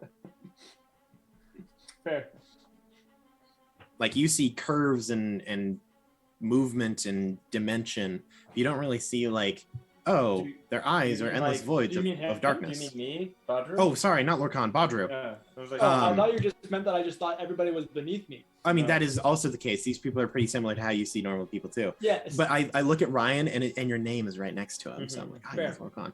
But yeah, Badru, these people, like this creature in front of you just looks like a normal guy to you. okay. She's a normal guy, you know? Just a He does regular have an Joe. axe sunk about 3 inches into his hip minimum. But you know, besides the point. The glory of the sun is embedded within him. I just draw my weapon and I hold my action until something comes within range. Awesome. In that case, Beatrice will take her turn. Just gonna chill. Just gonna be like, what does it do? Why do we bring him? What does Beatrice want to do? I mean, she's totally on the side of Lorcan right now. Yeah! Of attacking this thing? Oh yeah. Oh man, she has so many different buttons. See, and I would be, except of this thing's clear just like not there, you know? He's just not there. You will see her like wave her staff, and these 2 silver wings appear from behind her, made of this mercury, and she will fly 40 feet towards it, reach out her hand and touch it. She'll make an attack roll as you see this like black and silver energy courses from her hand and like rips into its flesh. Oh yeah, that's Yeah. 100%. Grammy B. Grandma B, she knows what's good. Let's see. 7. So just so you know, well, if you want to do So that'll be 20 damage. second one. As this silver, you can see it etch lines into the like flesh of whatever this thing is. She will end her turn there. You know, small stuff right now. Yeah. That is the end of her turn. It will go back to the top. Specifically, you see a couple of things happen. Sylvie, you're waiting for this. You're ready. Archester, you know nothing about this, but you are watching. Out of the seams of the walls and the floor, 3 pale hounds literally like fold themselves out of the cracks and move to attack Lorcan and Beatrice. Pew. Yep, Yeah, I was you gonna say, have do our an reactions action trigger? stored up. I mean, if you Yep. I need you to make an insight chest, Archie. At the dogs? Yeah, an insight check. Yes. The check test against the dogs. Insight check is a 14. 14. These are the equivalent of Minecraft dogs. You hit the person that gave them a bone. So they are going at whoever attacks their master. Okay, interesting. Oh, cool. Question. Does this count as a sneak attack? Oh yeah, they don't even does? pay attention to you. Plus Or- they're yeah, I next didn't know to since it wasn't technically. they're next to like practical. Beatrice and Interesting. Lorcan as well. So Heck. theoretically speaking, DM, it seems that these Yeah. dogs only attack what has attacked, more or less. Like attack, like their attack. Master Up can until this attack, point, and yeah, up then- until and this then- point, that's what you're getting from the wolves is Okay. they go, oh, someone hurt this thing, and then they just show up and try to take down whatever it is. Okay. Well, they need to make Constitution saving throws. Absolutely. 3 of them. What is the save I'm looking for? It is I'm trying to remember. 8 plus that is that.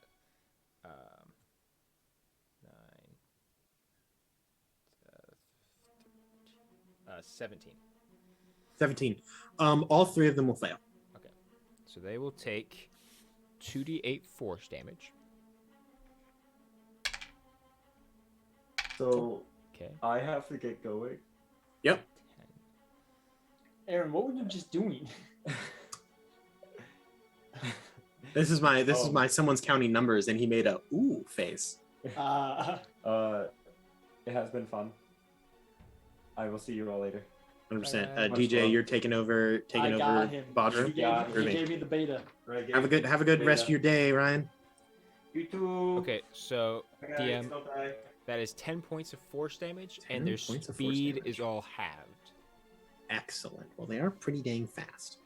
So let's see. 10 points. And specifically halved until the next round. Excellent. So, They are still close enough. Like they came through the like gaps in the floor. yeah. So they have a speed of 50 feet. So they are still within 25. Yeah. Oh. Sylvie, which one would you like to target? The one closest, middle, or farthest from Lorcan? Closest. Excellent. What was your attack roll and It was damage a and stuff? 22 to hit. Absolutely. And then initial damage is 9. And then sneak attack. It's like 70,000. Sneak attack is just 13. So 20 total? No, it's 22. Wait, did you say? Oh, you said 9, not 7. I don't know why I had. So 22. Okay. That's okay. Yeah. That one doesn't look great. It's not looking stellar. Between crushing force damage and an arrow to its side. Yeah. 2 of them are going to attack Beatrice, like the middle and farthest one. One of them is going to attack Lorcan. Oh, don't worry, there will be more. So that'll be okay.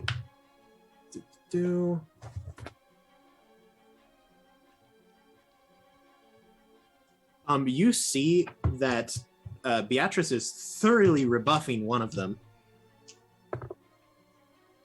And also just is like the silver wings are creating like miniature shields to like block claws and bites.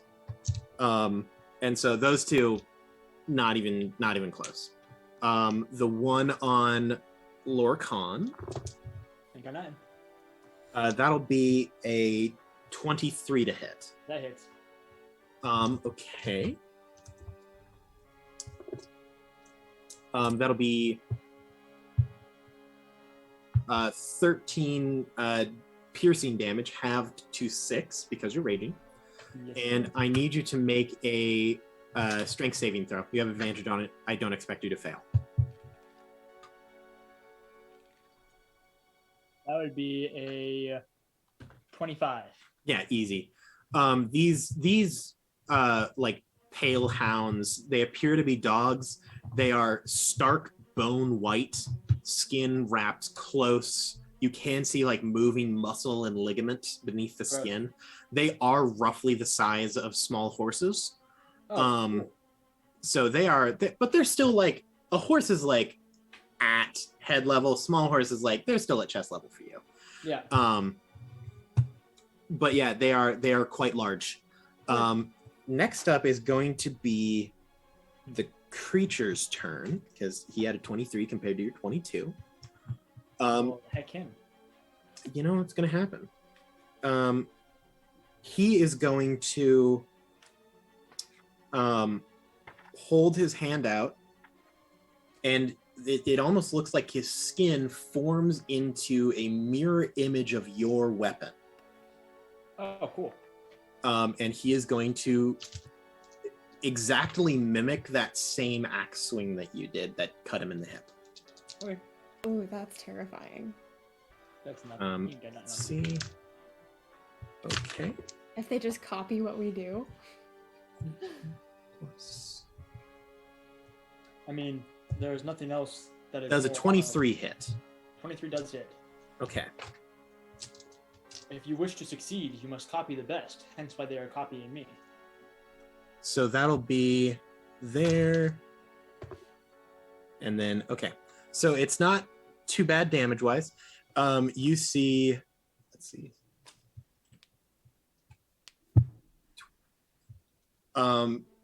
Another 13 damage.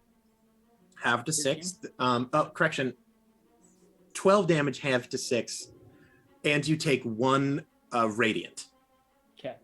You see, and you know this damage.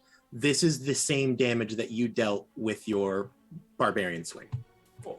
Interesting. So if it just is recreating Drew or Aaron, can I use with Sentinel? It has to be some attacking someone other than me. Yes. Correct. Right? Okay. Yeah. So if something attacked Grandma B, you could attack the thing that attacked Grandma B. Yeah. Yep. So yeah, so it doesn't cut as deep. It seems like the weight of this is a little off for it. Mm-hmm. You are a little like upset that another creature can wield the two-handed axe that you have with the ability that it has with only one hand as you do. Yeah. But it doesn't look like it quite understands how to move the other hand to counter the weight. So it doesn't quite cut as deep. Like it's like 2 inches and yours was 3. Yeah, that's right. Get it. The holy energy is a little concerning, but of course, your attack would hurt you. Mm-hmm. That'll be back to you, Lorcon. Okay. I will look at it and almost smile in just almost like a hint of respect, but then being disappointed that he's just not strong enough. And then I'll attack again. Excellent. Aha, a worthy That will opponent. be a Me. 22 to hit. Absolutely. Okay. Oh, actually, I'm going to use my bonus action of my Zealous Presence, and I'll say, "Come, companions, for the light of the sun will guide us into victory," which gives everybody advantage on their attack roll until the start of my next turn. That's good. So let's see, just if I crit. No, I didn't crit, but and then I roll a d12. Roll a d12. Okay, that will be and then I roll a d6. Okay. So it will be 11 plus 3 is 14 points of slashing damage, and then 10 points of radiant damage. Excellent. And then I will use my extra attack. Yep, swing in. That's a natural 20. Nice. That's good. Okay. So that's 12 plus 12. 14 points of slashing damage. 14. Yeah. Okay. So a total of 26 slashing damage. Total of 26 slashing damage. Nice. Okay. Yeah, and I suppose that's my turn. Absolutely. Your monster swings crash into this thing. One of them straight up lands in the neck and cuts like halfway through to the other side. Nice. Once again, you get this off-putting feeling of like, that should have killed a normal person. It's through its neck. DJ, What? roll an additional d12 Why an additional d12? because you have brutal critical. Oh, yeah. As a barbarian, when you crit, you get to roll 1 additional time. 1. Nice. Nice. Nice. So Nice. Cool. so you cut another centimeter deeper when you remember, Yeah. wait a second. He just presses in just a little bit. But it's that same feeling of like cutting through like a porous, like tough foam almost. There is very little liquid that comes out. It's mainly just splatters of like inkish, like gas almost that just poofs into nothingness. Yeah. Interesting. I don't like it. Yeah, it's not a great. It's like out of the things that you fought, this is not the most pleasing. This one just doesn't satisfy me as much. Yeah, as the it's other not ones do. great for you. Like, yo, I just want to cut you down and quit wasting my time on you. Speaking of killing things, Sylvie, Yeah. there's 3 dogs and a guy. Cool. Okay. They're still not really near us right now, though, right? No, you stayed relatively near the door, so they're for the most part 30 to 40 feet away. Okay. Then, I'm gonna go for whatever is closest to us with my short That would bow. be one of the ones attacking Beatrice. Okay, cool. That works. Supposed to help protect her too. Neat. All right, we're gonna go with the short bow again, and then I have advantage from Lorcan, right? Yes, absolutely. That means I can do another sneak attack. Oh, okay. That's good. Okay, cool. Yeah, that's a 27 to hit. Yeah, okay, yeah, uh-huh. Yeah, and then 6 initial damage, and then sneak attack is an additional 20 damage, so total 26. This one, you just fire a bolt, it just goes through the body, and it's like standing there. It's not dead, but it's to the point where it like almost wishes that it was. Like it's in a bad way. And then I'm gonna just need to keep hiding. Absolutely. You just fire it from between Archie's legs, like Yeah. they don't even know. Speaking of Archie, a bolt shoots from between your legs and impales a wolf. Nice. But it's your turn. Okay.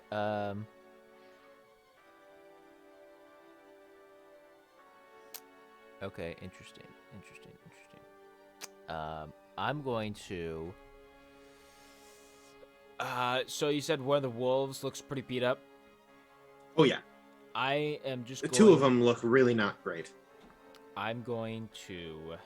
I wish I could do something to both of them. You know, I really do. Actually, wait. How clumped up are they? Everyone that is currently fighting the creature in the middle is within like 5 to 10 feet of each other. Okay. And the 2 dogs that are hurt, are they like right next to each other? They are probably the farthest apart. But there's like a 5-foot gap between them, I would say. Okay. So would it be possible to do another to hit them, just those 2 within a 10-foot radius sphere? Oh, yeah. Just the 2 dogs if they're like right next to each other. Oh, just the 2 dogs? That's a little bit more difficult. You would either catch Lorcan or Beatrice. Sorry, Locarn. Oh, he can take it. He's fine. That's what he's there for. Yeah. So yeah, I would have cast Magnified Gravity again on them. So they make Constitution saving throws again. Absolutely.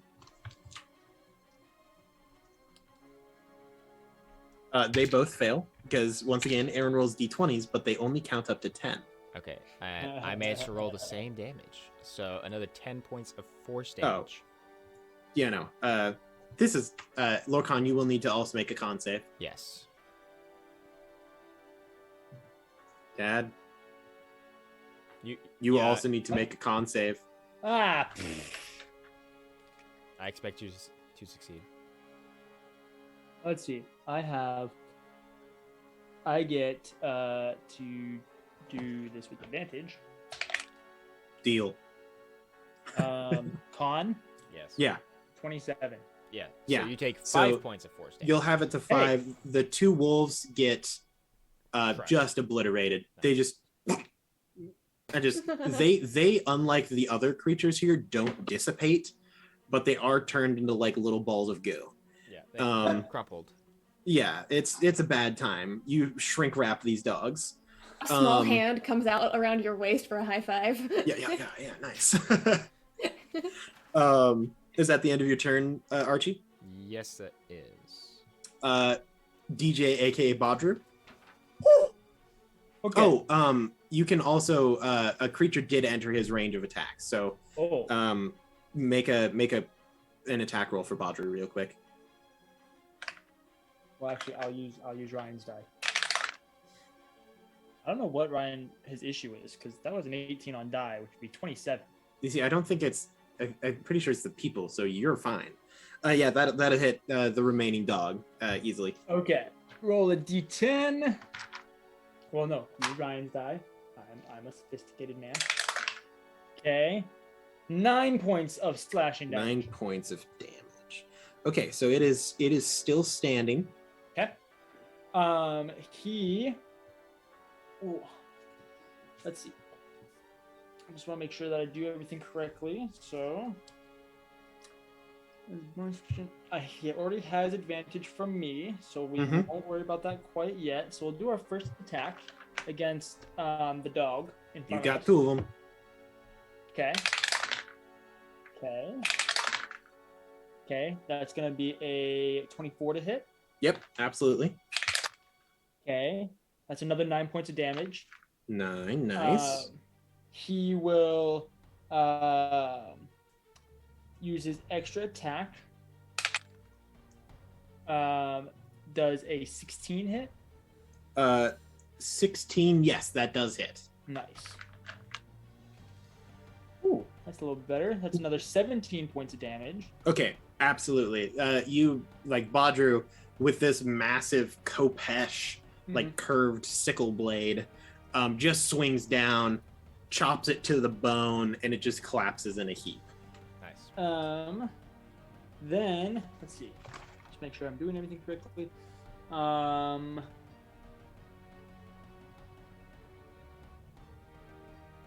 I'll wait and do that later. I think that will be his turn. Awesome. Last up is Beatrice. She is going to...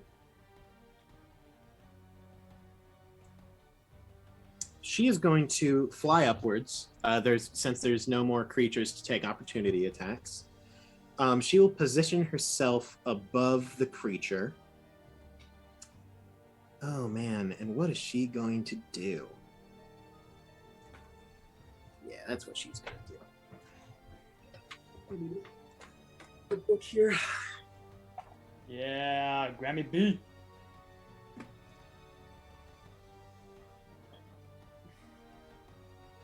She's pulling out the big uns now. I need everyone to make a con save that is currently anywhere in the vicinity of the creature in the center. And this will advantage while raging on any save. So just Lorcan and Badru. Lorcan, Badru, yes. At the moment, those Lorcan two. Got a 26. Badru got a let's see, he's proficient in Constitution, so that'd be a +7, which would be a 12. Okay, so Badru will fail. Okay. Beatrice is going to cast Cone of Cold. Is Badru within 30 feet of me by chance? Yes, easily. Okay, I'm going to use as a reaction. I see for a second. I see a flash of the damage from the spell coming in and hitting Badru, and I will hold out my hand and and this arcane, almost like a clock, will appear as I shift it backwards momentarily and give Badru a reroll. Excellent. Oh, cool. Did he do Do worse? I have to use the reroll? Yes, I got he a does. natural 1 on that one. Well, I tried. Yeah, it's not gonna work.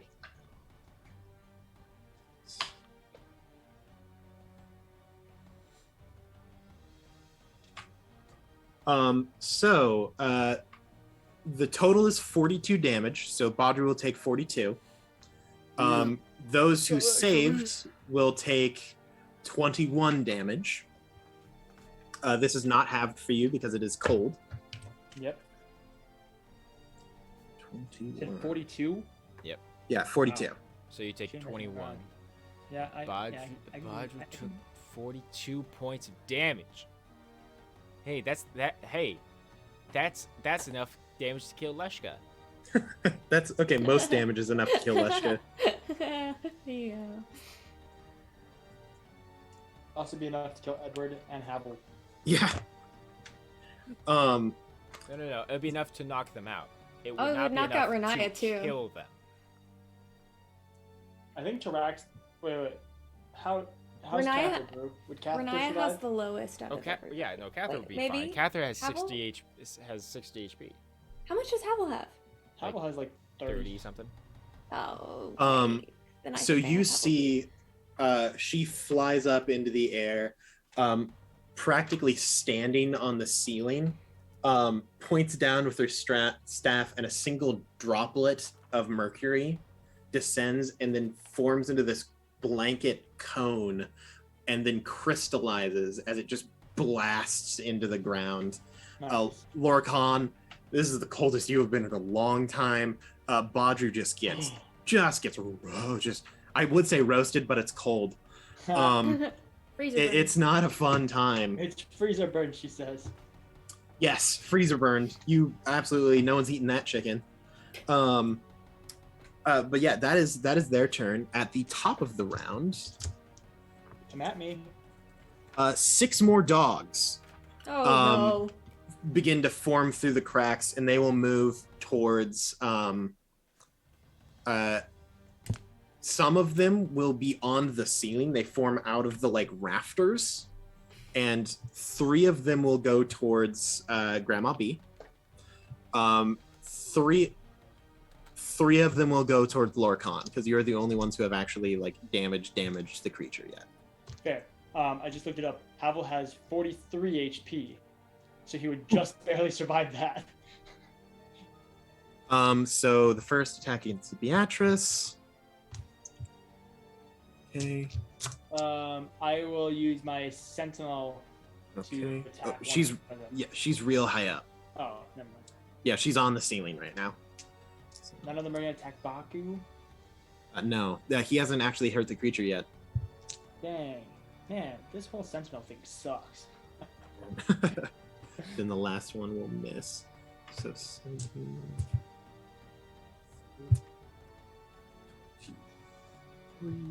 Damage somewhere. So many things. Gotcha. So 2 of them manage to like latch onto her.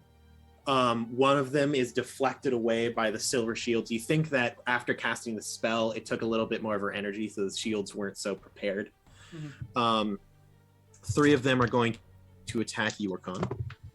Let's do it. That will be, what is your AC? What am I trying to hit AC here? 17. Okay, so the first one misses with a 12. The second one crits you. Oh no. So that'll be 12 plus. That's unfortunate, DJ. I would do a thing Um, to help you, but I can't because I've used my reaction already. Don't worry about it. 21 damage halved to 10 because you're raging, and I need you to make a strength save. It's a pretty easy one.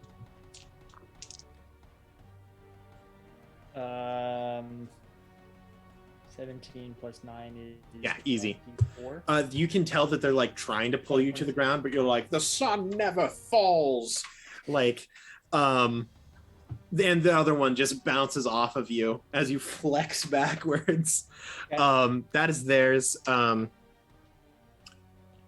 creature will take its turn next, and it will turn and it will point a hand at Lorcan, and you see him. The great axe turns into a staff with a ball at the end, No, I and don't. he waves, and then points, and a single droplet of black ink falls off, and then turns into a spiraling cone. I need everyone, because ironically, Sylvie and Archester, and Badru at this time are all Badru is out of the way of this, but they are all She doesn't have counter spells? within the thing. Can we say that my hulking mass takes up enough space that I'm giving Archester and Sylvie advantage on this because I take up so much of the No. Dang it. I tried This to is unfortunate. Do I have any cover? Sorry, Archester, but do I get any Um, cover from Archester? Not that will help you. Yeah, it's just if you're in the area, it'll hit. Oh, I got you. What is What- the save? Constitution? The save is con. Yeah. 21 for Lorcan. 9. And 22 for Baku. Okay. Badru. 24. All right. Sylvie, what did you get on that con save? 9. So everyone except for Archester fails. Yes, I'm alive. He is using the same spellcasting modifiers as Beatrice is, and her spell save DC is a 23. I used my reaction already, so I can't counterspell. So Badru would save. Oh, I thought you said that it was a. Oh, did you say 23? 16 plus 9 is 25. Okay, yes. Then sorry, I misheard you. Yeah, sorry. You're good. You're good. I just misheard what you said. Oh, wait. I should say, well, I had a plus 8. What did I roll? I'll take it, whatever. All right, so that'll be. I can't let Ryan's character die. Take full. Jesus. 32. That'll be 35 cold damage. Have 13. to 17 if you succeed. Ouchie. We said 37, 35. 35, yes. So that would Because 17 times 2 is 34. 27, so that'd be 73. Yeah, no. So this frozen ink just rips through this cone. It's not a fun time for anyone. It's not great. But that is the end of its turn. How much damage was it, TM? 35 if you failed, and 17 if you succeeded. Cool.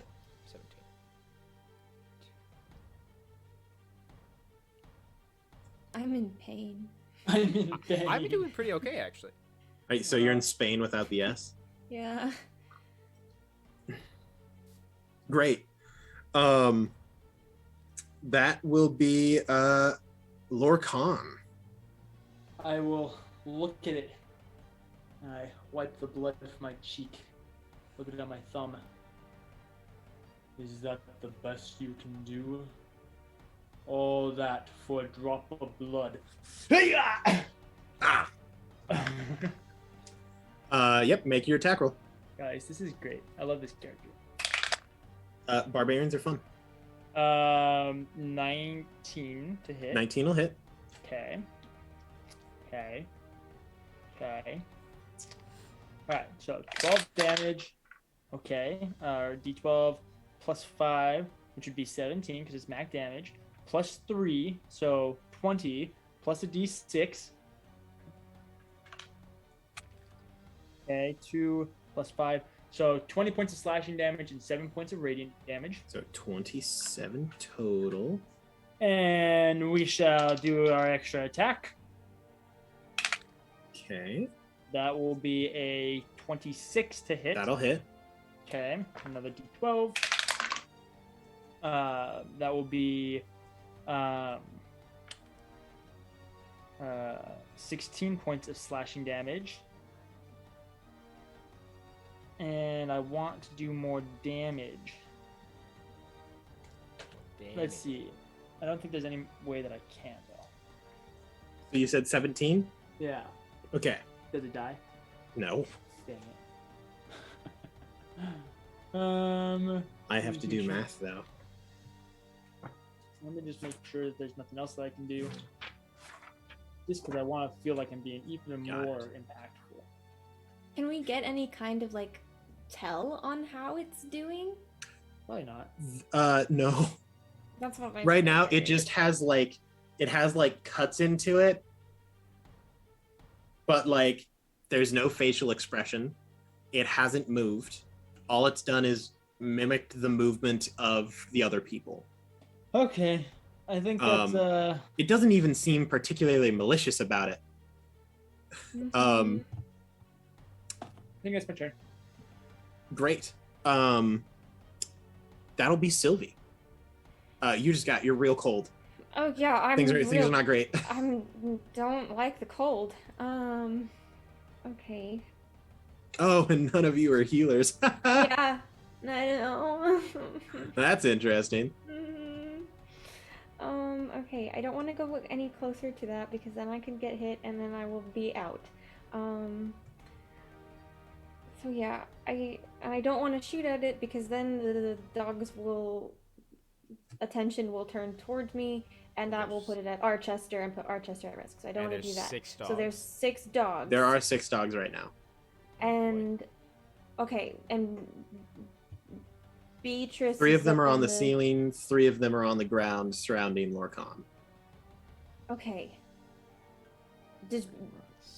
Who looks more in danger, Beatrice or Lorcan? Honestly, they both seem relatively confident. Okay. Lorcan that's just kind of what he does. Like, being confident is Lorcan. Beatrice is a very seasoned wizard who has lived a long lifetime. These are basically the equivalent of like dire wolves, which is like, that's like small town stuff. Like, if there's like Yeah. a whole lot more of them, then it gets to be kind of a concern. Okay. But it's like, with 3, she can handle that. Like, they won't be able to kill her that easily. Okay, then I'll focus on the ones with Lorcan. Excellent. So yeah, we'll do that. You will gain sneak attack, but you will not have advantage. Okay. That is a dirty 20 to hit.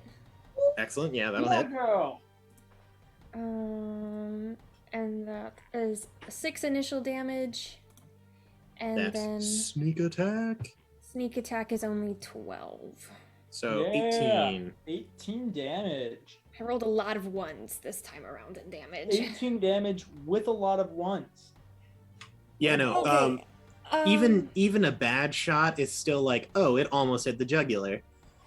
And then I'm gonna kind of like tap on Archester's leg to kind of give the idea of maybe let's move out of direct line behind Lorcan. Fair. But she'll stay hidden back behind him, and then if he moves, she'll move with him. And that is all. Oof. Oof. Sorry, I was just looking at things that I can do. That's great. So you kind of like shuffle along the side wall, like,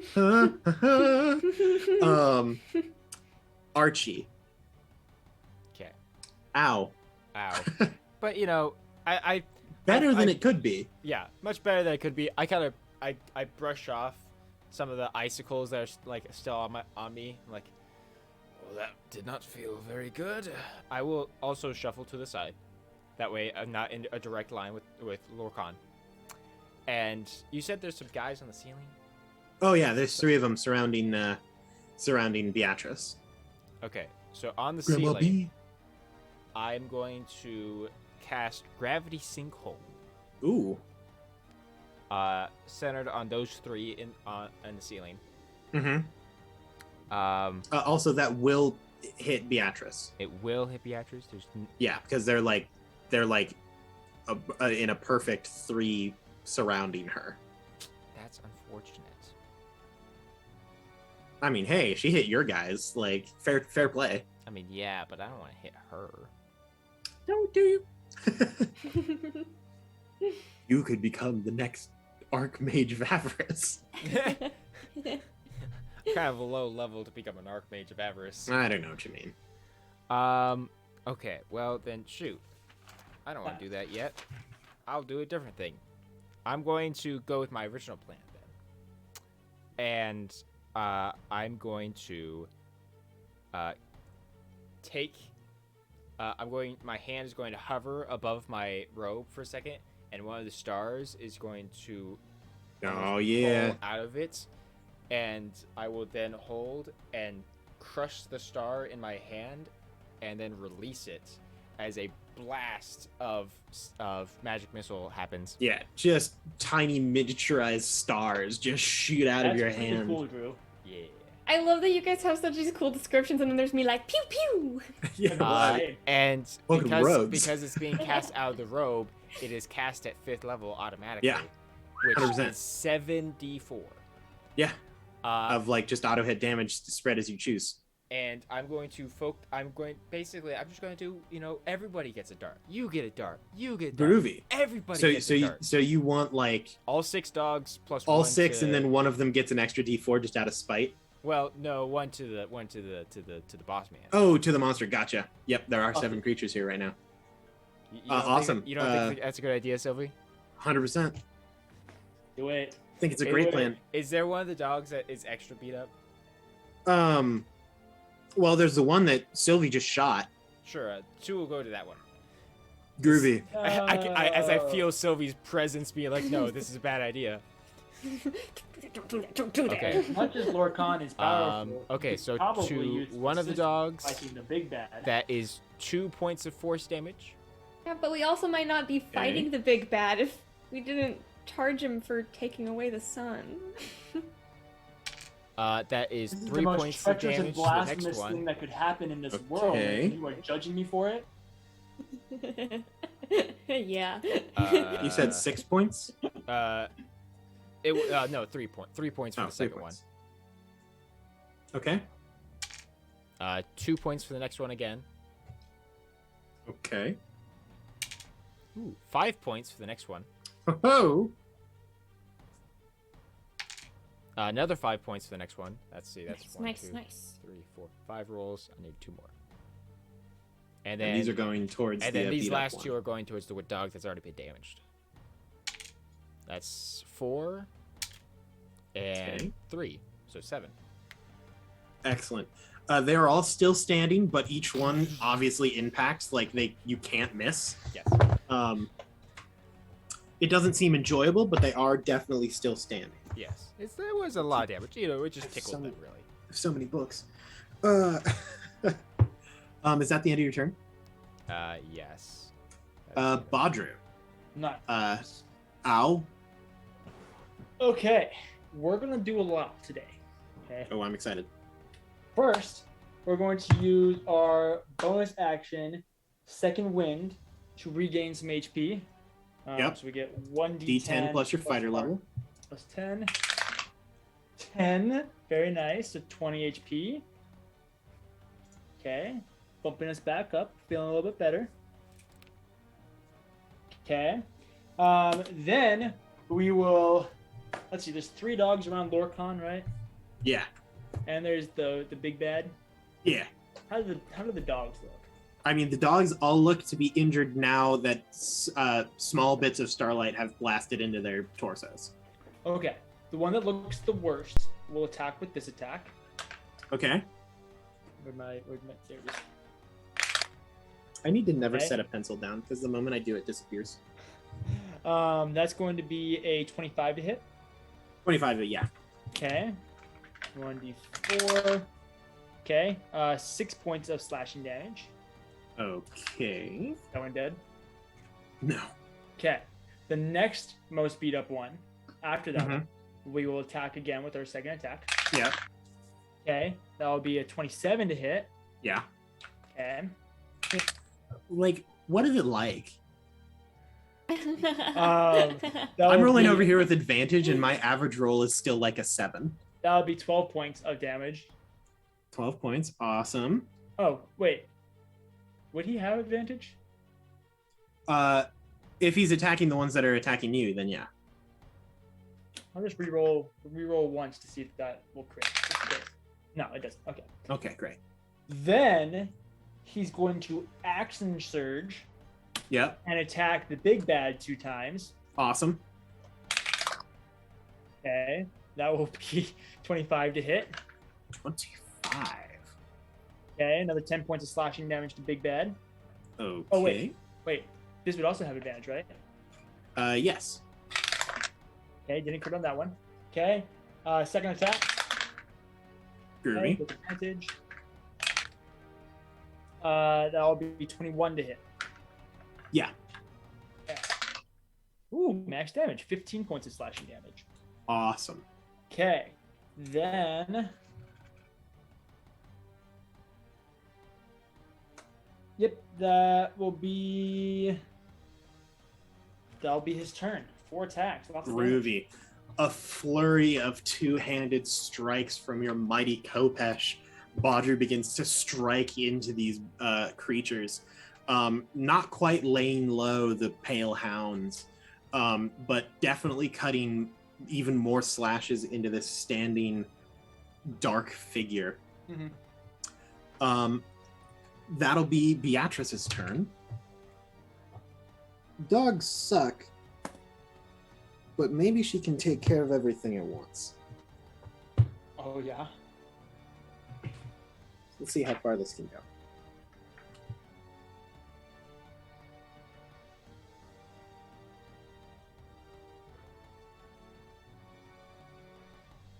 Groovy. Okay.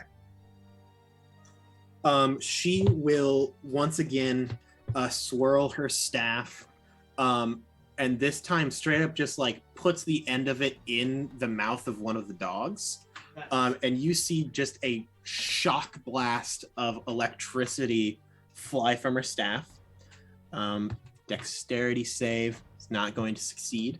And then the other two also fail. And then the big guy below will also fail. Nice. You see she fires chain lightning into the mouth of this dog, and it rips through its body. I almost don't even need to roll for this, but I probably should. But it's not a fun time for them. If I were to give it a word, God, that's a whole lot of damage. Oh geez. Oh God, I don't even have enough dice. Give me just a second. I need to pull up a dice roller.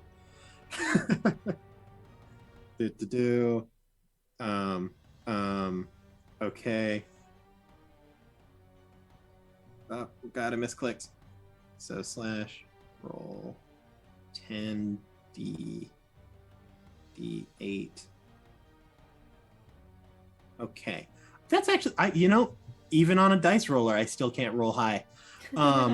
So that's like out of those 10 D8, 5 of them are ones. But that is still enough to absolutely decimate these dogs.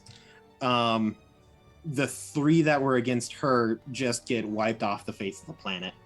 And the creature below takes a solid 32 damage. Wow. Yeah, no, it's not great for them. So that is back to the top. 3 more dogs crawl out of the walls. Don't like them. To replace the 3 that were struck down by that mighty bolt of lightning.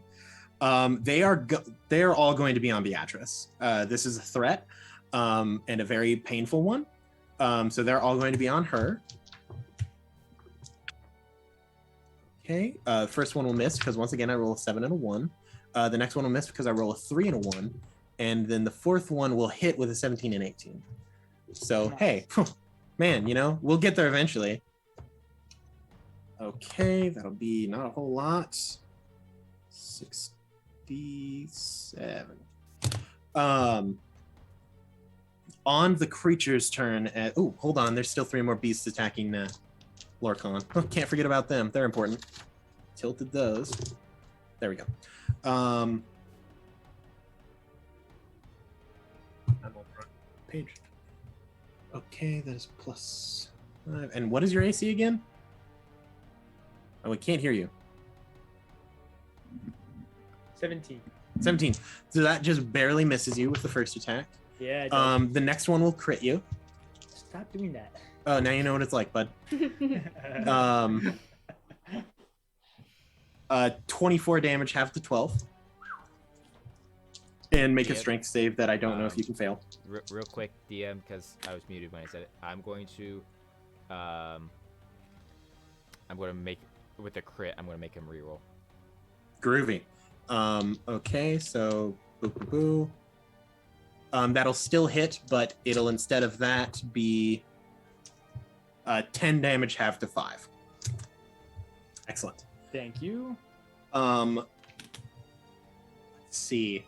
And then there was one more dog, right? Yeah, that was Yes. only 2 attacks. Okay. 17. That just hits. Meets it, beats Yep. it. So 11 plus 3 is 14 half to 7 damage. Okay, so still down. They're whittling you. Starting to feel it. Now, oh geez, this is such a. Oh wait, no, it's okay. Haha. So, the creature's turn. Mm-hmm. It does something that immediately Archester you don't like. Oh. Because it isn't mimicking anyone. Oh. Nice. Like you knew what to expect. You're like, okay, we can tank it. We can take a lightning. It's fine. We can do that.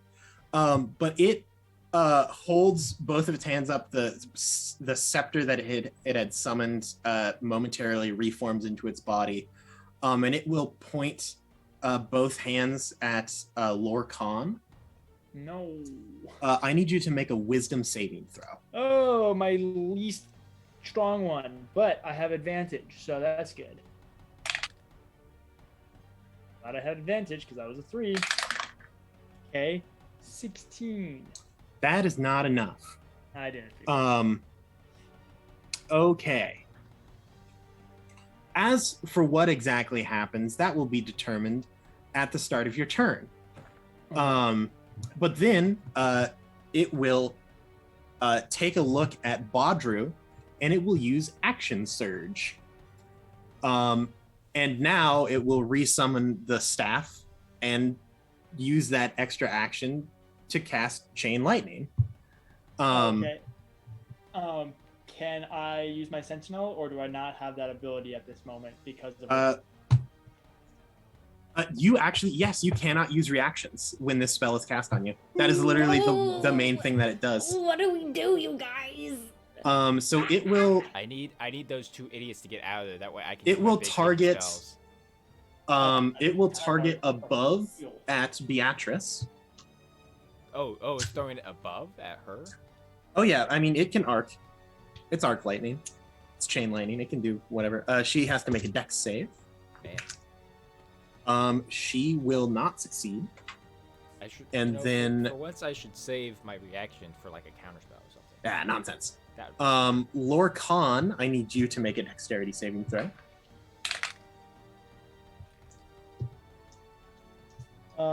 Dexterity? Yes. 14. 14 is not high enough. Yep. Baudru will need to make a dexterity saving throw. DM, or not DM, DJ. You should. Did you roll with advantage? Yes. Okay. Let me make sure. Thank you. Baudru will get a 13. 13, not high enough. Yep. And Fate has then, is there anyone else? No one else has dealt damage to him yet. So I don't think that he'll use the third bolt. The third bolt just kind of spirals off into nothingness. He really doesn't super perceive you guys. So that will be, for everyone who failed, 45 damage. DJ, do you have 1 hit point? No. Oh, he's beefy. He's fine. I've missed him on like 80 attacks. He'll be okay. Yeah, I but might have, like- you've hit him like with 100 points of damage. A lot more than that. Barbarians. Oh my, no, oh no.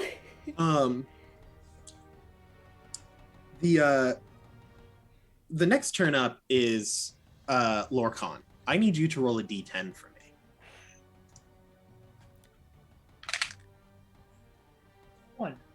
1. Oh, great. That's, oh man, that's a good one. Hit me with the text.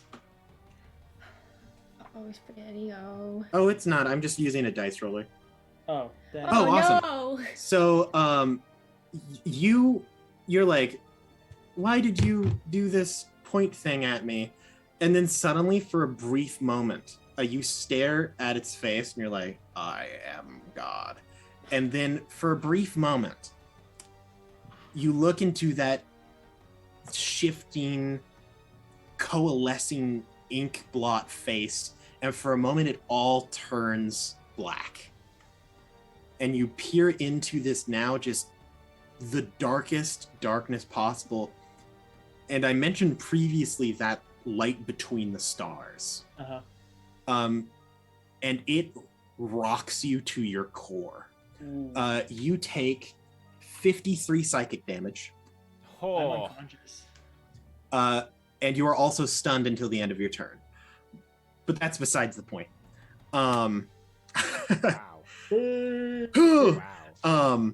As you are affected by the spell Reality Break. And you that's see a good visions of the far realms. That's a good one. Yeah, it's a pretty neat one. It's pretty Okay. cool. Yeah, so you're in not a great spot. Man. Yeah. You can make a wisdom saving throw at the end of your turn, though. After my death save. No. You can make it now. It's the end of your turn. 2 on die. 2 on die. So yeah, it's still affecting you. Great. So that means that it does more damage to me? Oh, on your next turn it will. Cool. So I'm going to literally die. Wait a second, you're a zealot barbarian, right? You're a zealot. Yes. So simple, just get someone to resurrect you. It'll be fine. Yeah. It'll be fine. It'll be Guess it's a okay. good time for me to go to the bathroom. Yeah, okay. So that's Larkon's turn. Sylvie. Larkon just went catatonic. Yeah, which kind of blows my plan a little bit. Okay. So, here's what we know. The dogs are just gonna keep coming, right? Yeah. They just form and they lose in. Cool. So that's always gonna be a constant thing, but they're only going after the people who are attacking it, meaning it does need protected, despite it being beefy as heck. But if I attack it, it's going to know my attack and then attack me with it, possibly. Or attack me with an even bigger thing now that it knows I'm trying to attack it, and if that happens, then I die. It's okay. I can't waste my reaction anymore, and so I'll have counterspell as an option. That's great, but I can't... Okay. Just you know. Would you like to make a blanket insight check to learn more about the situation? Yes, please. Please make an insight roll for me. I'm going to have a say feeling DC 14.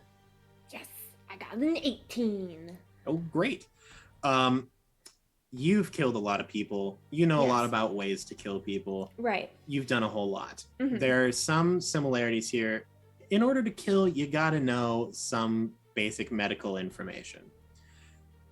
These dogs seem very similar to white blood cells. Sure. Very much hey, something is attacking the core system. It needs to be brought down. They're going to keep flooding in until eventually the disease is brung low. You also don't think that this creature intends to harm people. Yeah, I was gonna say I kind of got that from the beginning. But... It seems to just be you're thinking honestly about this whole situation, and you realize that the reason that things look weird, you're thinking about it and you're like, you spend a lot of time in darkness, and you know how when it's really dark, the houses look weird, like the buildings seem to stretch and turn. You think that whatever this creature is, it has been observing and replicating, but it can only view things from a shadow perspective, which is why geometry is strange. People don't have eyes, they just have the place where eyes would be. Very mannequin-esque. You're honestly not sure if this is an incredible threat, but you also don't know how to stop it from killing anyone else. Right. Now, it does show some signs of being severely injured. Like, It is basically like its leg has been completely severed through, but the stump is just still sitting on the leg, so it hasn't like fallen over yet. Like it's cut up bad, so you might be able to like burst it down.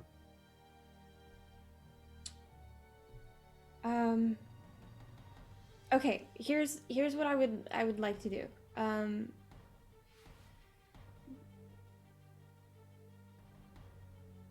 don't know. Oh, can I do that? Hold on. Probably.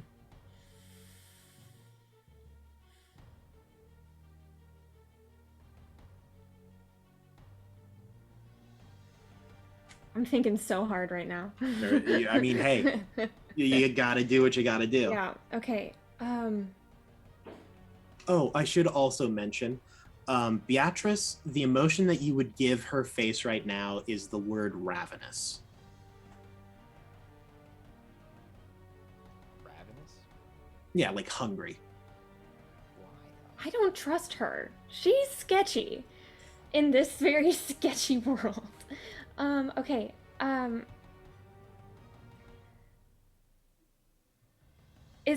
Question. Would in my turn, since I know technically like the things with like talking and stuff, would Archester be able to give me a yes or no answer in my turn? Oh yeah, easily. Okay.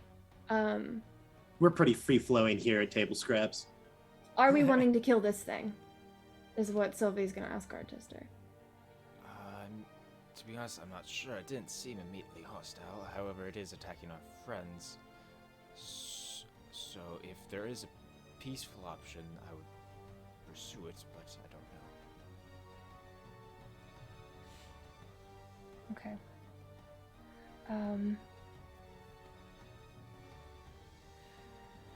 Okay. Okay.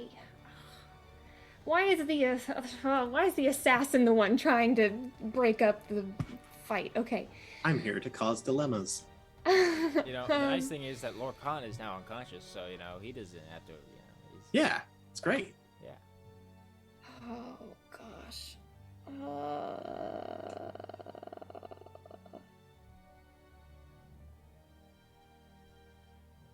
Decisions. You've got a crossbow, some rapiers, a heart full of dreams.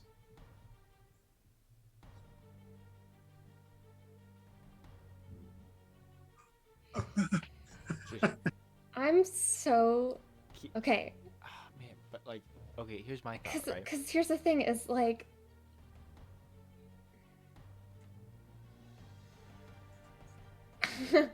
I know I'm holding it up, but I also don't want us to continue if we're just gonna keep going in a loop, you know?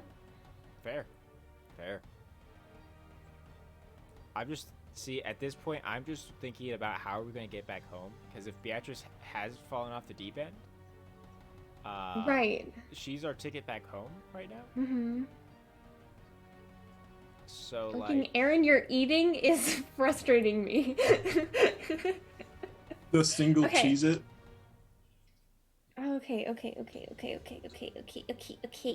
Feel like I'm in death note right now. I'll take a single potato chip and eat it.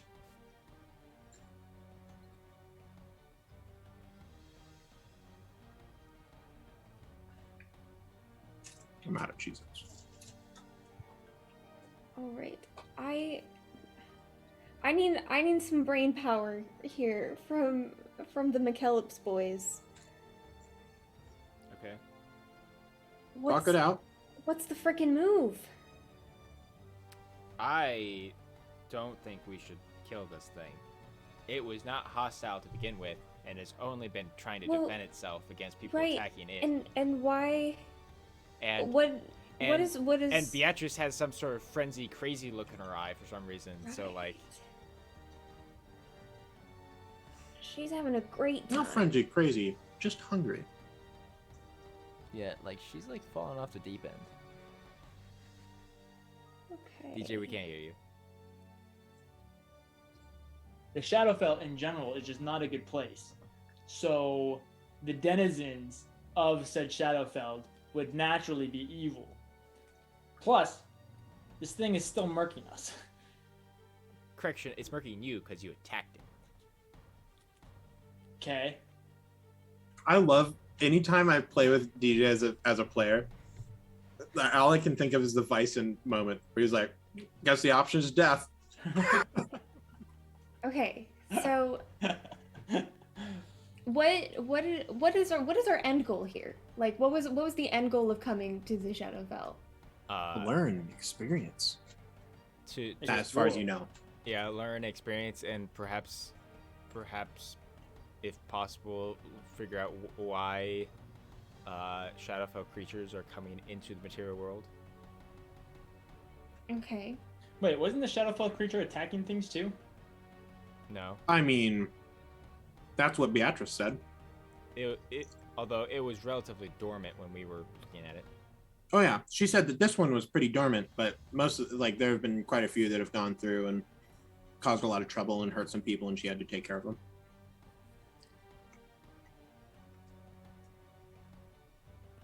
So, roll an insight check to see if you can trust Beatrice, and if you can trust Beatrice, then go kill the boy.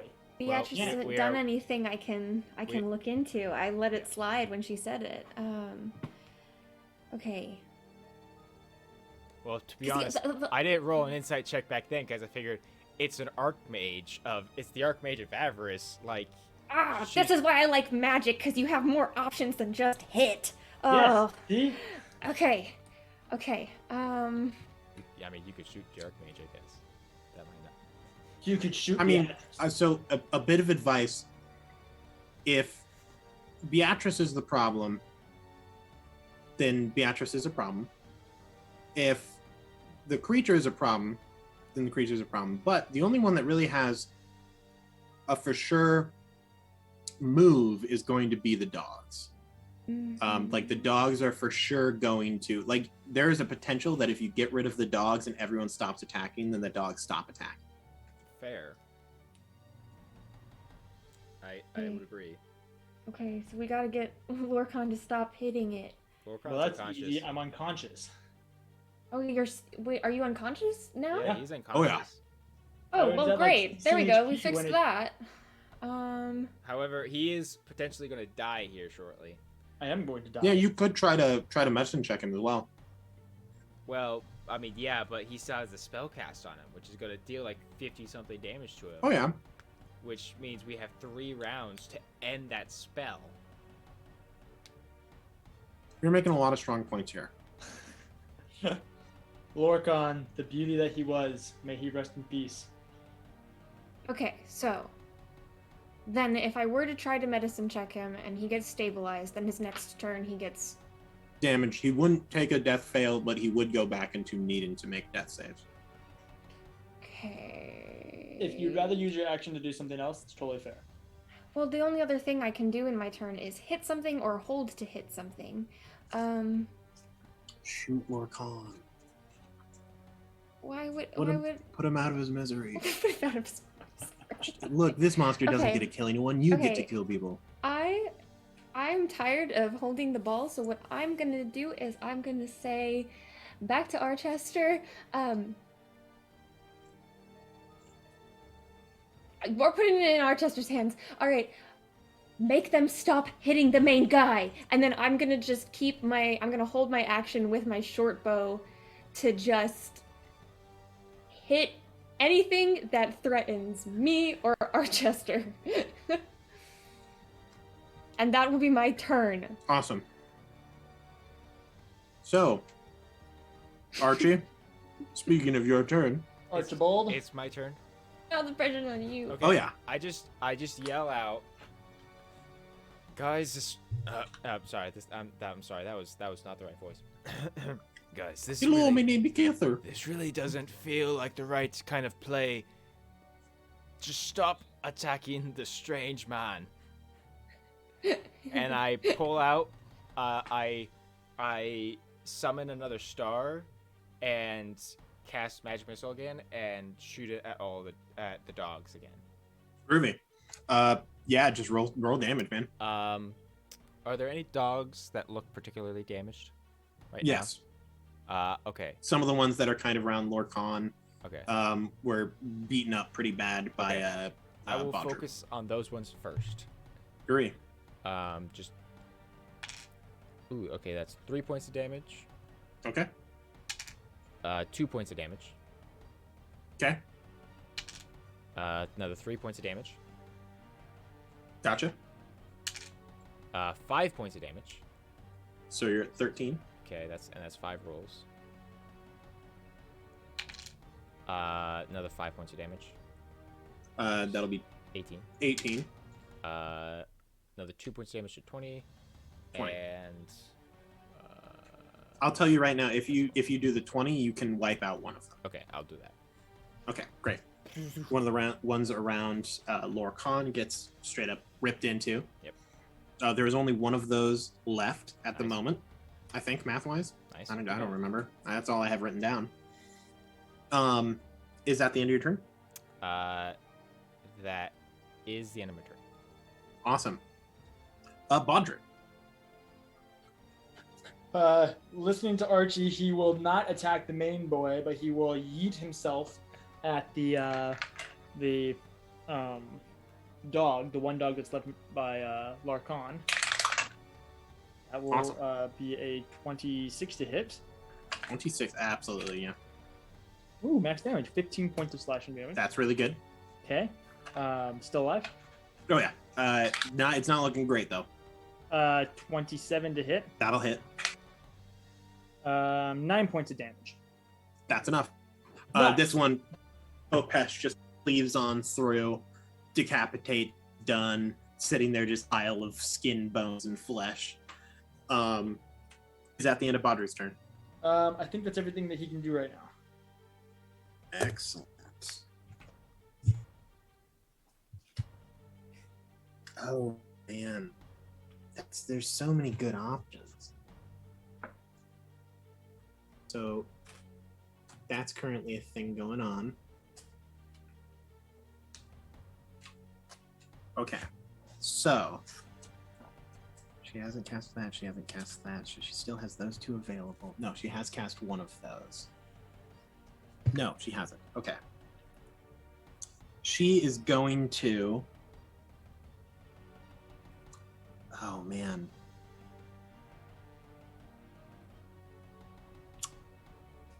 I'm going to roll an insight check for her. That is not great. So, instead of doing that, she is going to point down,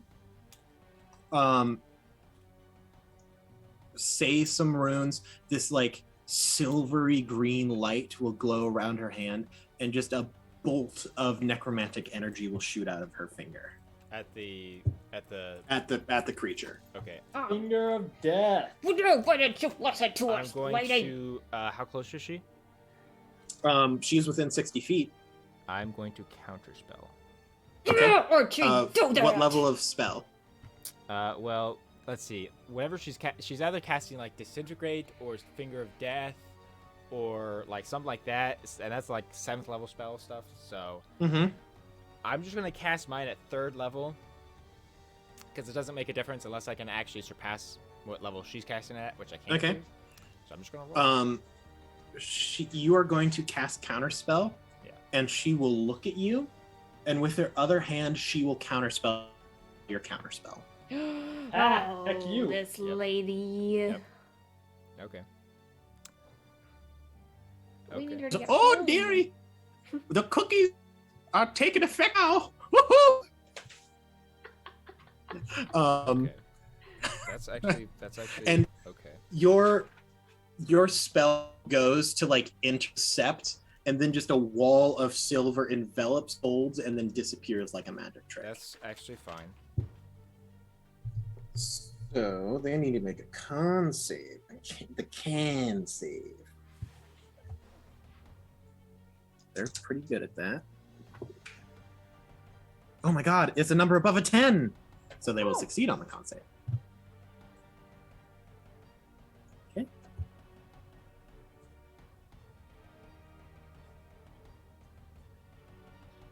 Once again, the power of dice rollers. That hurts. Let's see. What's 2, 6, 26. Okay. Hey, that's not bad. 6. Okay, great.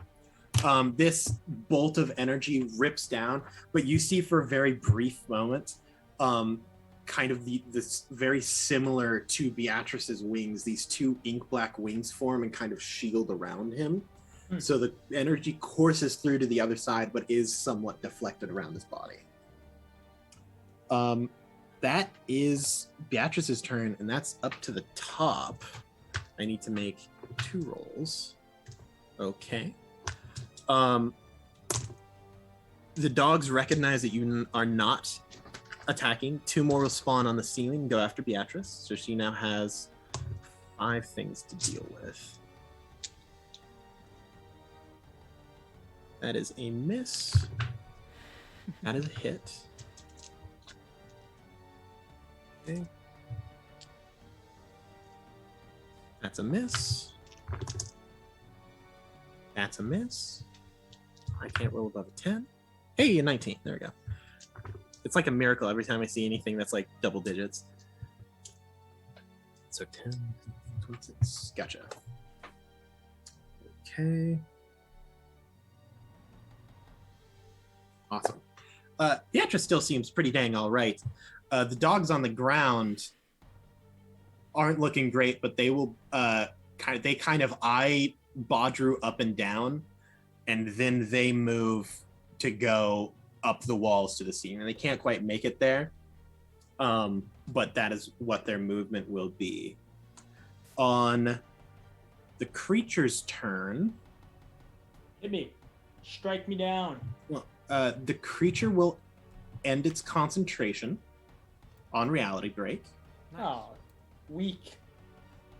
And then it will turn and it will attempt to reality break Beatrice. Nice. That's right, it can cast that spell more than once. Actually, I think I think this is a good. It's a good move. That's a good move. Strong play, strong play. Good job. Good. Even We support. like she much did, support. she even didn't hesitate to like consider maybe this thing isn't super bad. Don't worry, guys. If I'm rolling for a thing that is not beneficial to me, I'll roll a 19 on die every time. Which Yeah. happens to be like a 21 for her. So she rebuffs this flagrant display of magic. Excuse me. The creature isn't looking great. Beatrice is looking also not great, but better than the creature. But she also started at a worse position because she's like 90. It is Lorcan's turn, and I believe that means you need a death save. That's a 9. Okay, that's one fail. After Lorcan, Sylvie. Okay. I'm gonna go try to do medicine check on Lorcan. Roll that medicine check. 17. 17. You stable. Look, as I said, you know how to kill, which I know. means that I you know. studied some medicine. Yeah, here. it's. I got it. You're like, oh, he's bleeding I from know the this carotid wound. artery. Yeah, that's plug that puppy That up. makes sense. Yeah. Okay. Like honestly, a bit messy for my taste. So I would have done it way cleaner. And yeah. Yeah, no, that's. I think Groovy. that's all I'm gonna do. In that case, after that, Archie. Okay, so she's not stopping. No, she looks like she is going to kill this thing. Can I roll an insight check to see if she has some sort of mouse, if it just against the creature, or if it also seems to be like she's just attacking everything at this point? Roll an insight check. Okay. Okay. That is just a 13. Okay.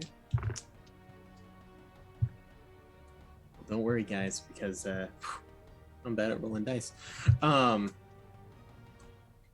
14 is enough. Because she got like a 4. And you've seen this look before. Hmm. This happens sometimes to really desperate wizards Hmm. that fear something or need something. It's like a feverish state. Like, it's the same reason that some wizards turn into liches. Hmm. Like, that they are afraid of dying or are so focused on their research that death is too big of a blockade, so they become a creature that can't die. This is very similar. She needs this so badly. Whatever her purpose is for killing this creature, whatever she thinks that she can do, she believes that this is a thing that she requires to be complete in some way. Okay, yeah, she's fallen off the deep end. Maybe she was never on top. Right. Okay, so yeah, no, she's okay. If that is the case, I'm going to cast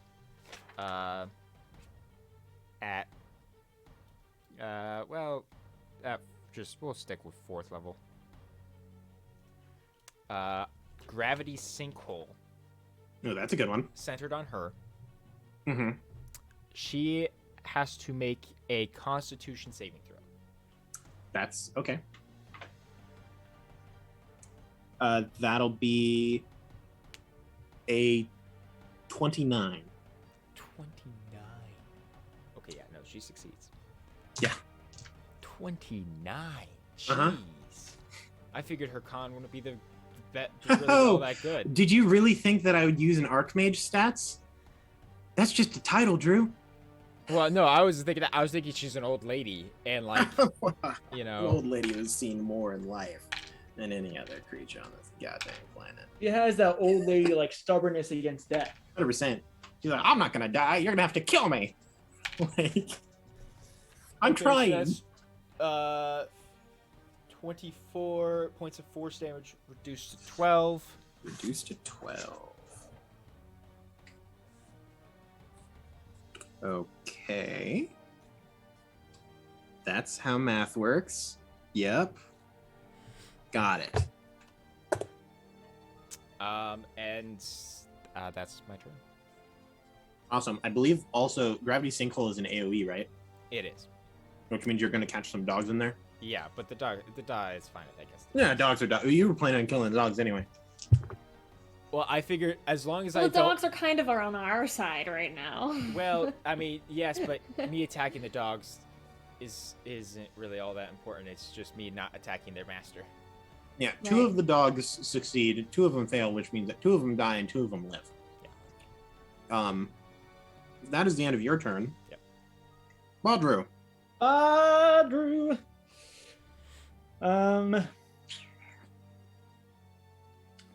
He is going to prepare an action to attack Grandma B if she comes down near him. Because he Sick. can't throw something at her, and he can't attack anything else. So that's Deal. what he's gonna do. Well, speaking of Beatrice, it's her turn. Shocker. She realizes that you're onto her. Or at least, maybe not that you're onto her, because she's not sure if she's on anything, but that you are no longer on her side. Yeah. No, that, yeah. She is going to whirl her staff around, like literally spin it in her hand, and begin to chant a very powerful spell. Fair. You have theorized that this spell is possible. Uh-huh. Have not figured out how to do it yet. Sure. Fair. She is going to attempt to cast Time Stop. Interesting. I am going to attempt to counterspell. Okay. She will use her reaction to counterspell your counterspell. Fair. The creature will use his reaction to counterspell her counterspell, counterspelling your counterspell. Nice. Nice. So you you can are going counterspell. to need you are going to need to roll a die, and you're going to need to beat a 19. Okay. And let's see. So double checking with counterspell when I make a roll. You attempt to interrupt it. You can do it, Archie. I believe. Oh my god. Oh. The Calip's blood flows through your veins. That's Your right. shows You got Give this. honor to our family. You Drew. got this. You got this. You got this. Mulan songs are singing in the background. Please bring You honor can to do us. it. Please bring honor to us. Please bring honor honor to to us us all. Who is that so- wizard I see? So using so it says to add my spellcasting ability. Remind me, is that just my intelligence or is that in my intelligence and That is just your intelligence. okay, 20. 20, that is enough. Yes! So she goes, and you notice your knowledge of chronergy. You notice in the spectral, like shifting silvery blue runes that appear in this endless circle spiraling towards the center. That you know, once it reaches the middle, all time will cease to move for a brief moment. Uh-huh.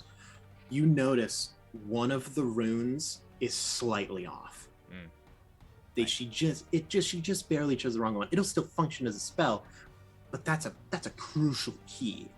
And so you reach into your own knowledge of chronomancy, pull back, and just for a moment, the rune flickers, and the spell just shatters like glass. Sorry, love. She seems upset. I say, She seems upset. sorry, love. That's my spell, not yours. She looks at you and says, "Did the cookies mean nothing? They were crispy and gooey." That is the end of her turn. There's nothing else she can do. Larkon, you're stable. Sylvie. Oh, yeah, Sylvie. Wait, there's some dogs here. There's still some dogs. Let's be clear. One more dog shows up. Some dogs to attack the crazy lady. Okay, yep. First one's gonna hit. Second one will miss. Third one will miss. Fourth one will miss. Fifth one will miss. I wish you could see these rolls right now because none of them have been above a 10. I was gonna say, Aaron, you're rolling with advantage though. Sixth one will crit. Nice. Oh. Seventh one will miss. Wait, no, the advantage one was an 18. We're good. So that's 3 hits and a crit. I think if my math is right. Nice. Okay, nice. 2 ones. 2 and 16. So, And then, not an option. Intelligence definitely not an option. 21, 22, So 23. I guess we're going on. So okay, yeah, no, I guess we're going to this now. We're just going to this. Okay, an additional 12. All right. So she is still up. Fair. She isn't having fun. She isn't having a good time. Really? No. Surprise. The dogs just start to rip into her, and actually, that's a lot of dogs, and her wings can only keep up so much. She is going to fail her saving throw. These dogs literally like latch onto her like piranhas, like these like horse-sized dogs, like clamber on top of this little old lady. You almost can't even see her, and the wings get covered, and she falls, which means that Badru, you have a triggered attack. Oh, were they not like God. biting into her and like holding on? Oh, they are. That's a 24 to hit. 24, absolutely. I'm assuming that you're hitting the old lady. Oh yeah. 14. Yeah, no, she falls, and through this mass of wolves, you manage to sneak in your Kopesh. Nice. 14 Damage? points of slashing damage. 14 points. Huh! Still living, still there. Yeah. Cuts a deep gash in her little pink sweater. But now it's actually Sylvie's turn. Nice. We still need her to get home. Theoretically. Drew's just gonna take her spell book. I was just gonna say I could probably just take her spell book. We can chance it. It's an interesting thought. Okay, so are there still dogs around? Oh, there's so many dogs. They are just they're literally dog piling this old lady. It's just basically, it's like a mass of dog, and then you can suddenly, like, sometimes you see a little staff or a little pointy hat. Okay. I mean, because, like, we attacked her at this point. She's not going to let us go back with her anyway. Right. Well.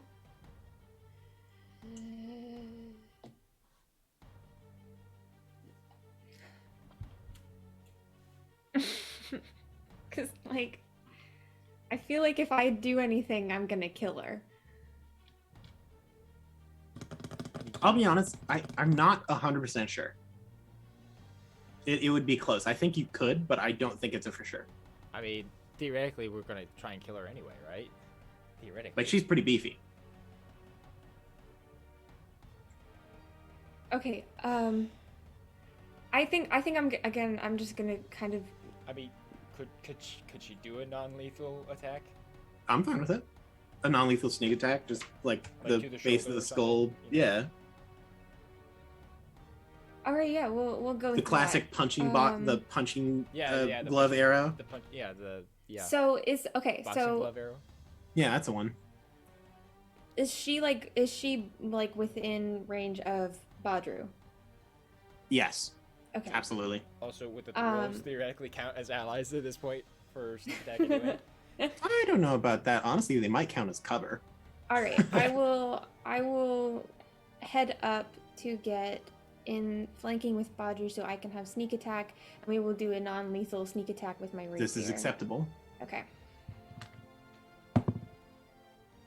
That is a 21 to hit. Nice. 21, yeah, that hits. Okay. And that's 10 initial damage, Mm-hmm. and then sneak attack. Sneak attack is an additional 22 damage. That is just enough. Nice. To knock her out. You scurry around the side, and then throughout the mass of writhing dog flesh, you see just the briefest moment where she's like trying to get these dogs off of her. Her back is to you, and you see the opening. You move up, and just with the hilt of your rapier, just go and just right in the back of the neck, like base of the skull, knocks her out cold. Sorry, I have a headache. Nice. She is going to have a horrible headache if she Yeah. wakes up. Did you say if she wakes up? Oh yeah, I mean, theoretically, the dogs might try to rip into her still. it's hard to know. Yes. So at this moment,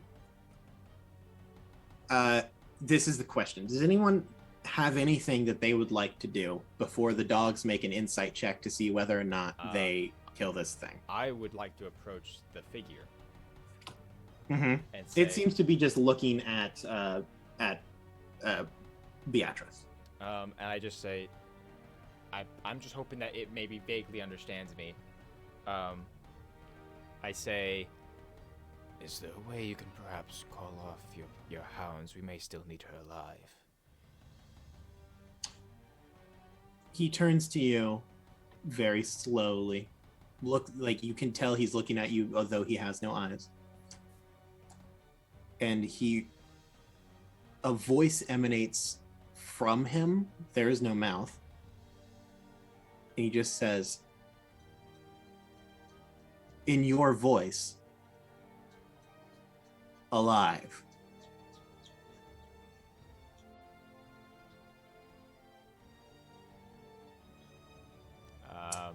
Like in like a questioning manner? There is no hint of emotion in it. It is just him saying a word. Okay.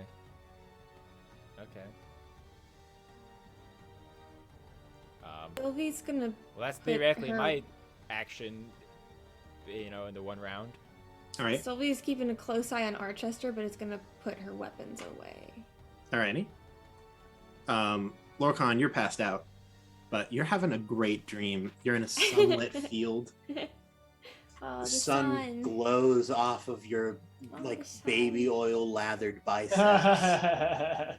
even though you don't even need it. That's just to add to the glow. That's right. The heat bears down on you. You feel nothing but warmth. The wind blows. Of course, the wind caused by the sun. It's a beautiful, beautiful feeling. Baudru's there. Also, you realize now you're like, man, I feel like something went wrong here. Normir, you're pretty sure you lost him halfway up the tower. Yeah. My buddy. He's alive, probably. He's probably fine. Yeah. Nice. But anyway, if no one else has anything that they can do or wish to do before the wolves make their decision, I will just make their decision.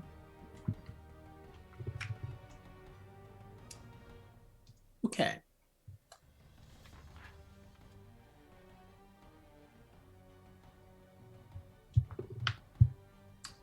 Okay. Yeah, no, the wolves aren't stopping. Oh Yep. no. Well, they are. I mean, they. yeah, This at is point, a. there's nothing we can really do. Yeah, this is a cancer cell, and these are white blood cells. These are white blood cells. And that's awesome because they're white. Yeah, they're pale hounds. And they just devour. Like, there's not bones left. Ooh. There's just like a little bloody sweater and a hat. Her staff is like rolling around there. Her book is there.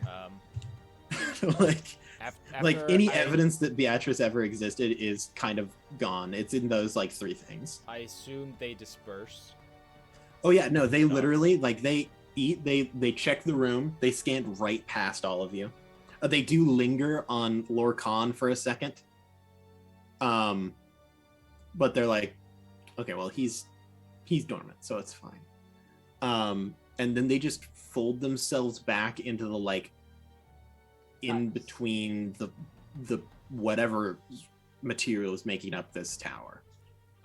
After that, I will using some of my telekinetic abilities. I will just basically grab, not physically, but like mentally grab like the staff and the book and the hat. Mm-hmm. And I will go through the process of casting detect magic. For one thing. The staff is definitely magical. Okay. Like you can also tell that inside of the circle, the orb of this staff, there is a glowing piece of refined audronite suspended in quicksilver. What color is it? Whatever is the best one. Purple. It's Sure, purple. That's some and expensive stuff. and the hat is magical, and the book is just a normal spellbook. No, it is just a normal spellbook. Okay. After that, I will cast Identify on the staff. Identify. This is excellent. So now we get to go into a little thing that I like to call Aaron makes a reasoning for spells. Mm-hmm. So the question is, has Glorpy done anything with this staff? Does he know about it? Does he think about it? I'm going to roll a d20. While this is going on, 25% chance. Sylvia's like tapping at Lorcan's face, trying to. Okay, come on. Yeah, I like fixed you. Like, yep. Any second now. Lorcan, you're like basking in the sun's glow, and then there's just this like, duh, duh, duh, duh, and you're like, a heartbeat, God, me, impossible. Dun, dun, dun, dun. And then you're like, the world starts to go dark, and you're like, no, my brightness cannot be blotted out by no. And then you open your eyes. And you're like, oh. Hey, no more fighting. Stop that. You cannot control me. I hold a dagger up to him. I'm like, please don't. While I am impressed with your constitution, you make a grave mistake. And I just stand up, not carrying. I'm standing on his chest. you are still there. You like grab hold I to just like stand up. I'm the like bag, and holding you're like.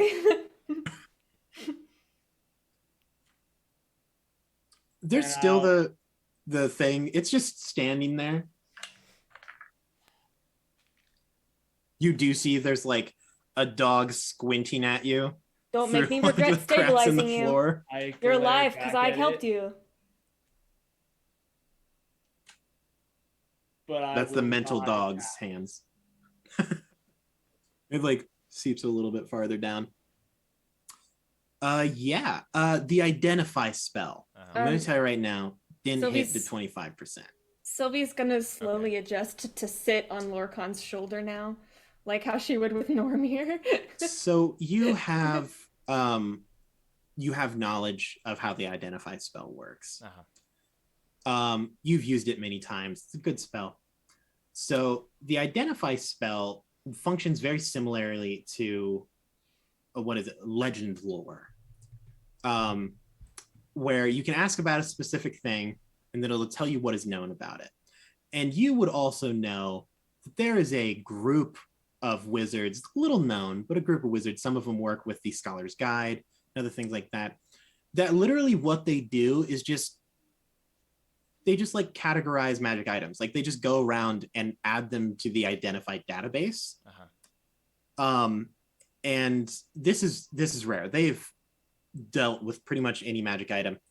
You get this is a magical staff. Okay. Nice. So my guess is okay. Okay. Are there any like runes or glyphs like in Oh yeah, you can see there's some fine filigree glyphs on the like ring below the glass orb, even very finely printed on the inside of the glass. You can see that there are very thinly drawn runes. Towards the bottom, the capstone at the end also has some of these like magical letters and stuff like that. I won't do it. Very, very well done. I won't do it right now, but theoretically speaking, could I take time to study these runes to figure out what effect they? Oh, absolutely. Yes. Okay, cool. Absolutely. I will just put that away and I'll hold up the hat. Does anyone want this? Don't tell me someone takes that. Lorcan will go over and we'll pick up the hat. And he looks at Sylvie and he just puts it over her. It just slides over her head. Yeah. It like covers like her entire like her eyes and up. Yeah, it sits So I'm right like, above eye you level. literally can't see And so anything of Sylvie it's, now. It's just a single like hello, like a slit that you can see through. This big floppy wizard hat with a little pink bow, which is really funny because the rest of Sylvie is like utter darkness, and then you have this like baby blue hat with like little red patches all over it and like a pink bow. Which Nice. really just ties it all together. And then after that, I'm going to open her spell book. Yes. And flip through the pages in an attempt to even just discern if she has, like plane shift. Please make an Arcana check for me. Okay. Before I make the check, I'm going to spend a spell slot to give myself Fortune's Favor again. That's great. Okay, so that is a 20. No, 21, sorry. Excellent. You do see signs of like she was kind of the like reigning authority when it comes to planar travel. Like in the northern hemisphere, like she was the person you went to if you needed to get somewhere in the plains. You know, plane shift is in here. You think you've narrowed it down to like 5 different pages Okay. But I mean, reading another wizard's spellbook is really difficult, Right. especially one who is as advanced as Beatrice was. Um, You do notice as you're flipping through the pages, the creature does go and stand next to you, and they hold out their hand, and a book does fold out of their hand, and they exactly in time with you turn pages and like read down lines. Interesting. Do you by chance know the plane shift spell? Spell. I would take that as a no. Would anyone like to try to get a read on this thing?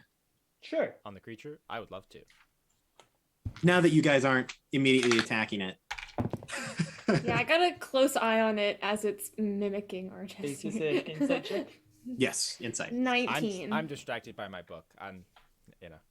Yeah, you're like, well, it's not a creature. 16. 16. You both get relatively the same thing. Sylvie, you get a little bit extra. This seems like a hyper intelligent baby. Yep. It is like incredibly smart and adapts incredibly quickly, but you don't think it has any idea what anything is. It has only viewed the world from behind the veil of shadow. Interesting. It probably hasn't even heard sound before. So the fact that it is, you think that it is attempting to learn how to be an actual thing. So right now it is absorbing as much information off of Archie as it can. Okay. That's good actually.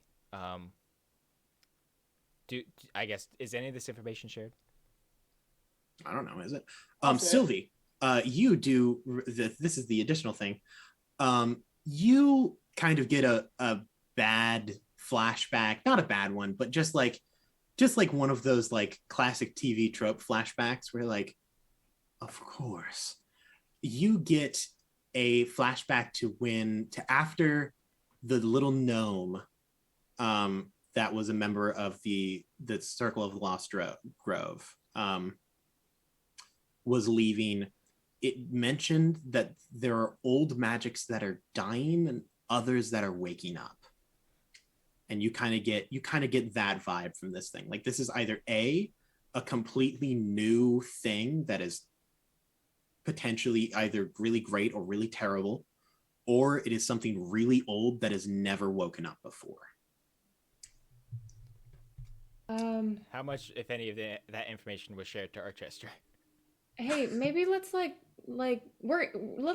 maybe we should like step outside for just a minute. We can come back in a second, but let's Oh, okay. I'll step outside. 100%. You guys step outside. It attempts to follow you. Yeah. Yes, Sylvie. I think let's try to ditch the little copycat just for a moment. Here, I turn to Sylvie and I just go and set her down, and then I just square up with it. Yeah, you're gonna box him out. Yeah. Like, oh, so straight up, foul me, bro, foul me. Yeah. Through a little bit of work, you do manage to tries to it is mimicking Archester's exact walk, but it's not going anywhere. Cool. It's just walking against you as slowly it gets, and once Archester is like out of sight, he stops moving and moves back to the center of the room. Interesting. Okay. I look at him in sheer disappointment that he does not copy the greatest thing to ever exist. Well, that's actually a very solid point. It turns, it looks at you. It kind of like tilts its head for a couple seconds. It grows to be your exact height. Nice. Then faces you, and then it just stands. I draw my axe. An axe forms in its hand. I go through several different actions attempting to teach this thing battle. It picks up incredibly quickly. Beautiful. Finally, a worthy prodigy. Yeah, I it hate is. when I teach things. It goes, Prodigy. Yes, that is what you are. Prodigy. Now, like this. Okay. Yes, exact mimicry. I love it. This is exactly what Lorcan wants in his life. It's So just yeah, little mini him. Sylvie, Archie. Yeah. I don't know what Bodger is doing. He's probably just taking a hot fiber. Yeah.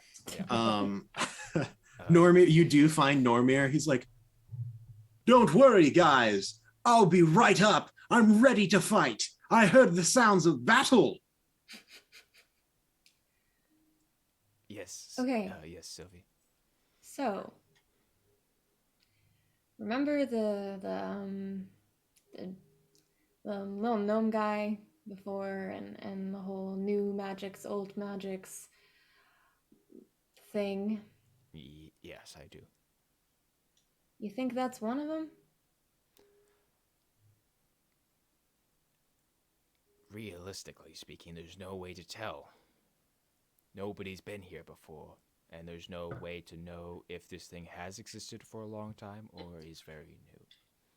I just am a little concerned because, like, you know a lot of things and a lot of really powerful things, and it's seeming to pick up literally everything you're doing and saying. So maybe we don't want to give it that kind of information and power, seeing as it was able to copy pretty much anything it saw. If it sees us try to leave, it could try to leave. This is true. However, there's a chance that it perhaps even wouldn't be able to.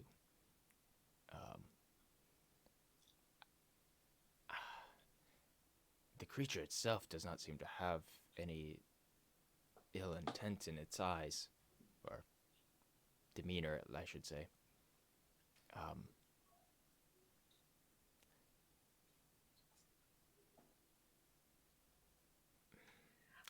When the thing was watching me earlier, when we were walking through the streets, I got a bad vibe from that, right? You don't like when things are watching you. Okay, so it just felt like it was watching me. It didn't. Yeah, it's the same sense as like when you're going through a place and a guard spots you, and they're like, "I'm gonna keep an eye on that," because that seems like trouble. Got you. Okay, that's fair. Okay, so I mean, basically, you just got profiled. yeah. Realistically speaking, we could leave, but then without any real understanding of what that thing is or what is going on. And if possible, I would like to try and understand. Okay, but just be careful, because you kind of saw how Grandma there turned out when she got real excited about learning new things. So, Yes. if you start to go crazy and there's a bunch of like dogs coming at you because you're going crazy, I'm gonna say our contract's kind of void at that point. Yes, I would be fine with that. Okay. I don't foresee that happening, but that is very reasonable. Cool. Well, now what do we do? Hey, Lorcan. Yeah. Could you make 5 contested in charisma versus intelligence checks? Okay. Just flat your charisma versus its intelligence. Okay. Well, the first one's a 5. Then Right, it's so it beats you 4. there. It gets you on that one. Okay. Then a 21. You will succeed on the 3rd. 6 It'll succeed on the 4th. and 12. It'll succeed on the 5th. So you succeed one of the 5 times. Great. There is a 9 sense of concern because it is learning really fast, which I mean, you're a great teacher, you're you. I mean, yeah. But it's gotten to the point we're starting to wonder whether it is mimicking you or you are mimicking it, because you think that its axe is moving a little bit faster than yours. It's deciding what move to make next a little bit before yours, but it's the same move that you were going to make. I will stop. It already did. We're not there, so you know.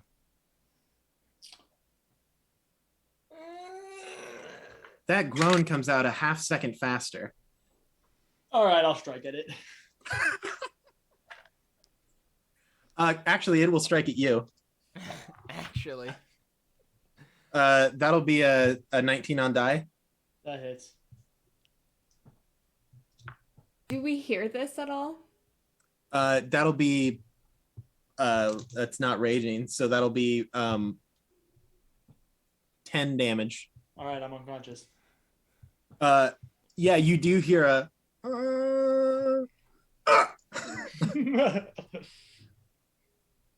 What was that? It doesn't matter. We should probably go. I mean, I would assume we go to check on our comrade. Yeah, no. We didn't hire them. Ooh, the Okay. boldest of plays. Okay, to be fair, I'm at least gonna get Badru. All right. Yeah, he's worth it. No, Battery went with you guys. I was on the trade. Badru is asleep. He's just sitting in a ball outside of your room, just kind of hanging out. Norman's like, "We must save him. Whatever savagery has befallen our comrade, we must respond in kind." Well, I mean, okay, we don't even know what happened. So We can't Terrible beat that things, thing. I'm sure. what? We can't beat that thing. Why are we going back in? We can't beat that thing. Who says we're trying to beat it?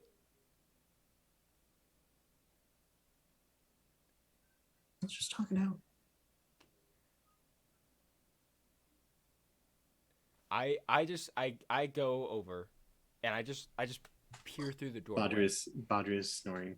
I just peer through the doorway, looking back. Lorcan is on the ground bleeding out, and a like dark mirror image of Lorcan is standing there with an axe in hand, looking down at him. The shadows have overcome me. Can you The roll a death save? For sure. Should I make like An insight check? Yeah. That's a Go 6. for it. Could I make an insight check to discern what the heck may be Absolutely. What was that, DJ? That's not great. That's one fail. happening? I've rolled real low. 5. I mean, look, you kind of picked up. Lorcan's a little bit of an idiot. Right. I don't know what that is. This is a die for my second death save, since technically I do one every. Oh, 2 I thought that you were trying to Wait, hold up how many before- numbers, and I'm like, While this does he's- not make. Is this like a 6? Like a Can I make an insight check on the thing? yeah, absolutely. Okay, cool. 3? Cool. Dirty 20. Okay, that's another fail. This thing seems very confused. I just It has the same semblance of like a kid that like broke its toy, but it doesn't know why.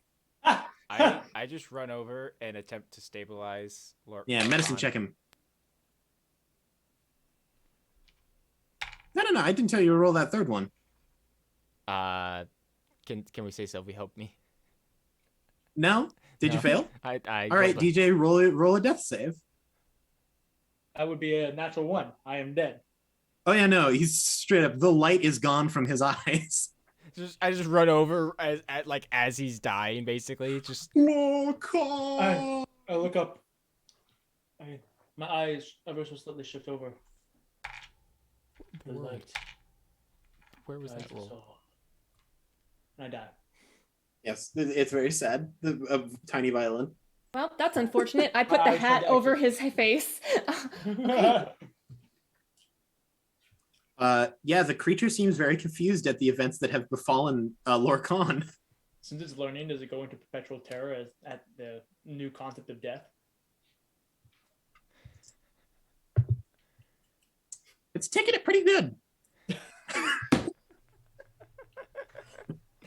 This is a new stimuli. I look at it. That was funny. I look at Lorcan's body.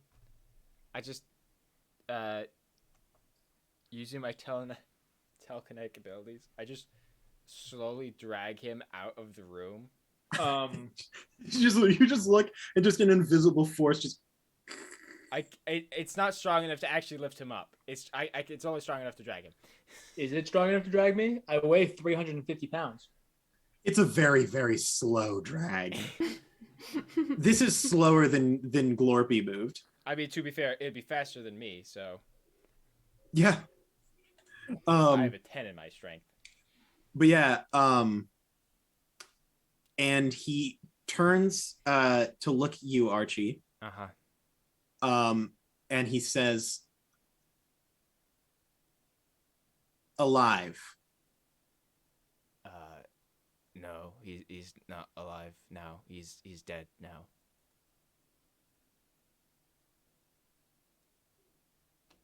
Dead. I point at him and I say dead. Dead. Alive. Stop teaching it things. It like nods. It's like, oh, okay.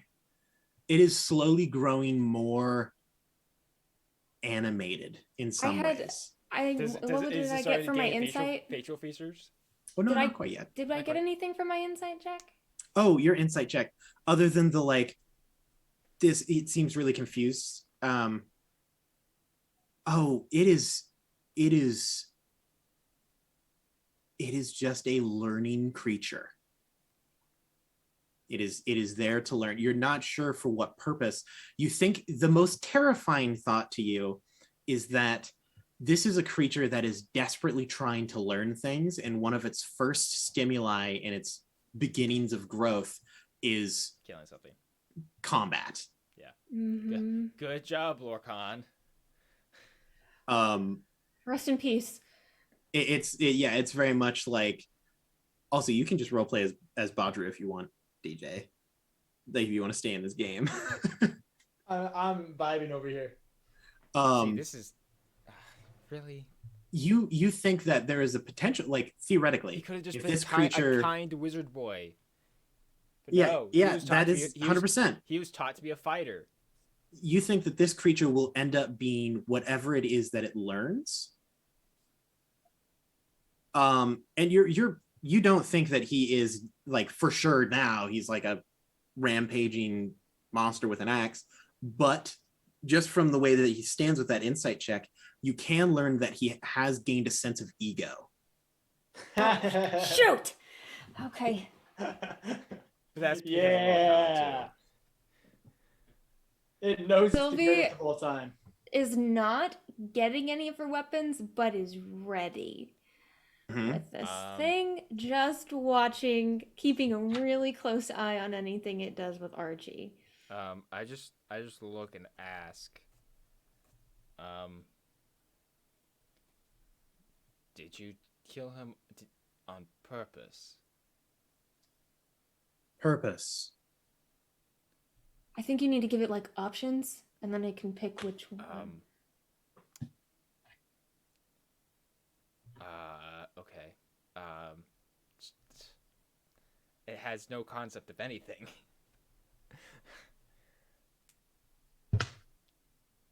That did almost sound like a question, though. Like it was asking like, what is purpose? Mm-hmm. Yeah. Purpose? Like much more like that. Huh. Interesting.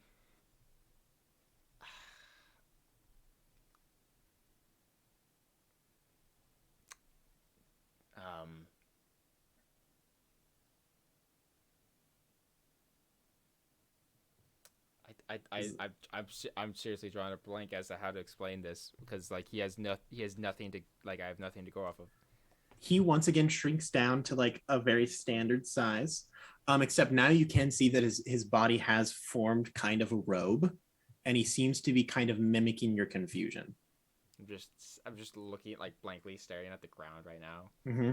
He's very intently focused on the ground. Okay. Okay. Well, um, I just turned to Sylvie. he turns to Sylvie. Oh, I don't like that. Okay, I have an idea.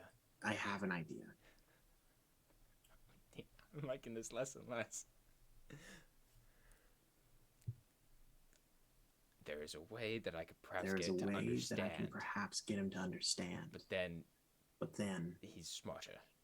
smarter. I think he's already getting smarter right now. Well, yes, getting smarter. Well, yes, getting smarter. I mean, that. Oh my goodness! It's like hearing something at a slight delay, and it just throws you off.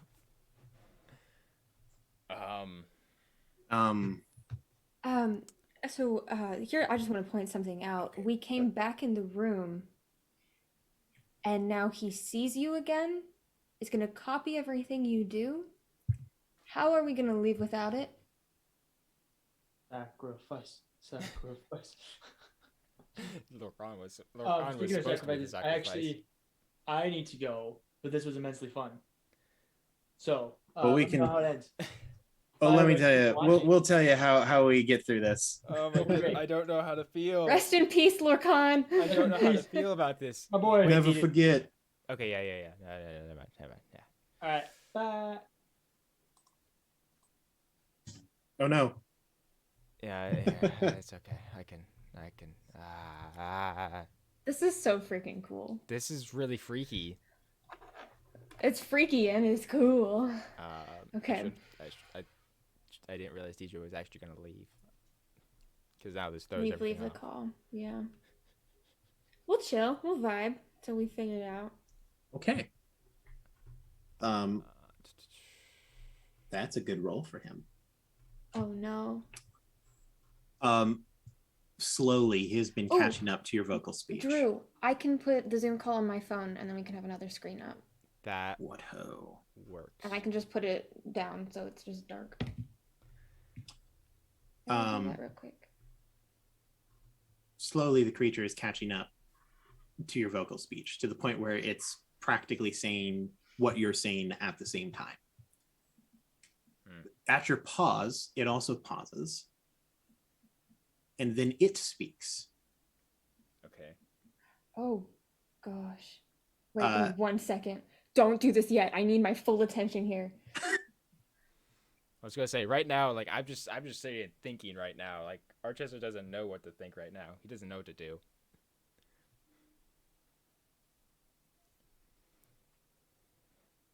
Okay, I can work with this. We good?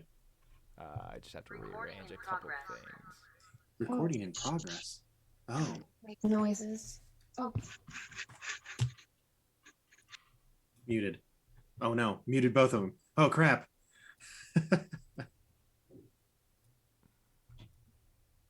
Wow, what a screen. Yeah, there we go. Nailed it.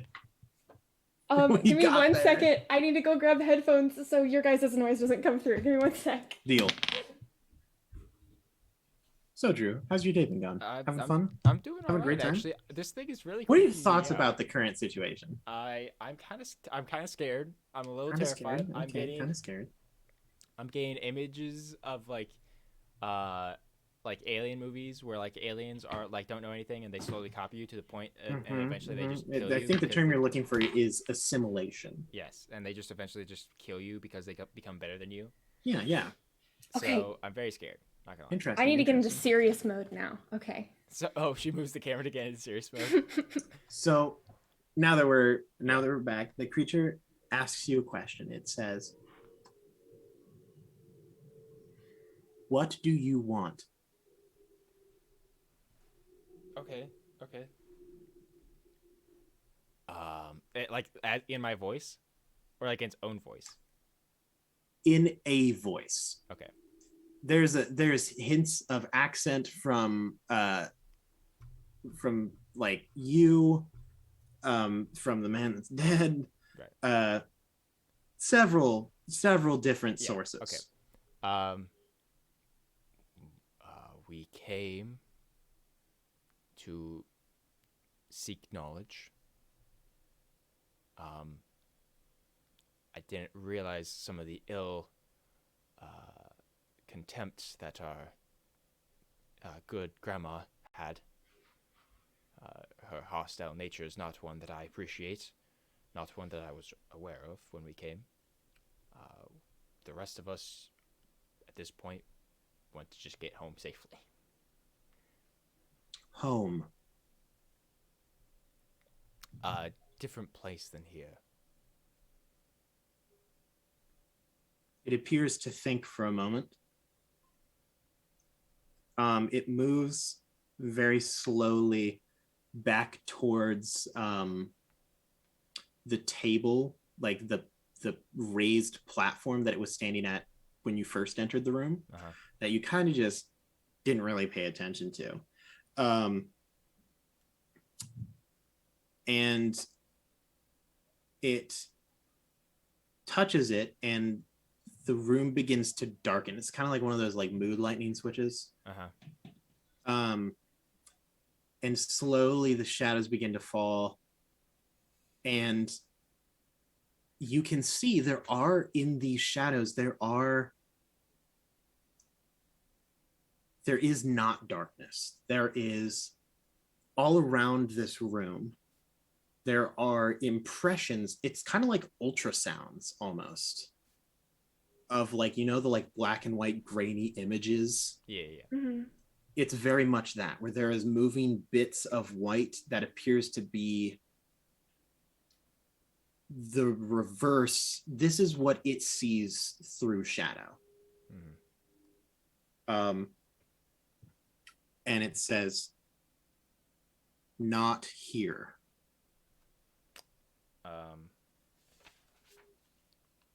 Just DM, just since it is showing a bit more emotion, do I get the sense right now it's just curious? You know? Yes. I mean, it is infinitely curious. Okay. Interesting. I'm trying to think of like how I can give like a good impression to this thing. That's right. You are the foster of the next generation. You have to teach this god how to be a good person. I mean, hey, at this point, that's. Maybe you should just stay here. Maybe it's a great spot. I don't think so. So many infinite possibilities. Time exists at all points. That's pretty great. Yeah, but I'm slowly gonna go crazy. I mean, if you stay in here, it's fine. If I walk up and his hand is on the table, yes.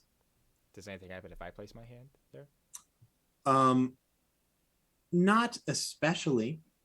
The slowly the sights are becoming clearer. He is no longer looking at the walls. He is looking basically directly at you. Looking at the table, is it like yes. like some sort of like scrying table from what it looks like? Like, are there any arcane glyphs on it or anything? Could assume that is what it is used for, but you don't see any form of magical script or runes or eldritch tentacles that hold the little projector screens. Nothing. Okay. It almost looks like exactly the same material that the rest of the world is made out of. Slowly, the images on the walls begin to focus. That's another natural 20. Oh, great. You see a reverse image of the room where the summoning circle was, the circle the like teleportation circle that you used to get here. That's interesting. It's really weird because everything is in black and white and it's all flipped. So like you can't see the light, you can only see where shadow is. So there you don't see the actual thing on the floor because that doesn't cast a shadow. You can tell that there are things on the walls, like any bookshelves or like tables or desks, like little lamps or little baubles, all cast shadows, and that's the only thing that you can see. Is the impression of something that is actually there. Interesting. You also see there is a vague moving shape that doesn't it's like sometimes you'll be like, oh, that's a weird glitch in the look, but you're pretty sure that that's Glorpy. Yeah. Okay. Does anything happen after I remove my hand? Nope. No. Okay. Interesting. But his gaze seems very intently located on your face. You think he might be attempting to see beyond what you are now, and instead of predicting you, go backwards. Interesting. Interesting. I don't like him looking at you. I don't like that either, but it could be a good thing.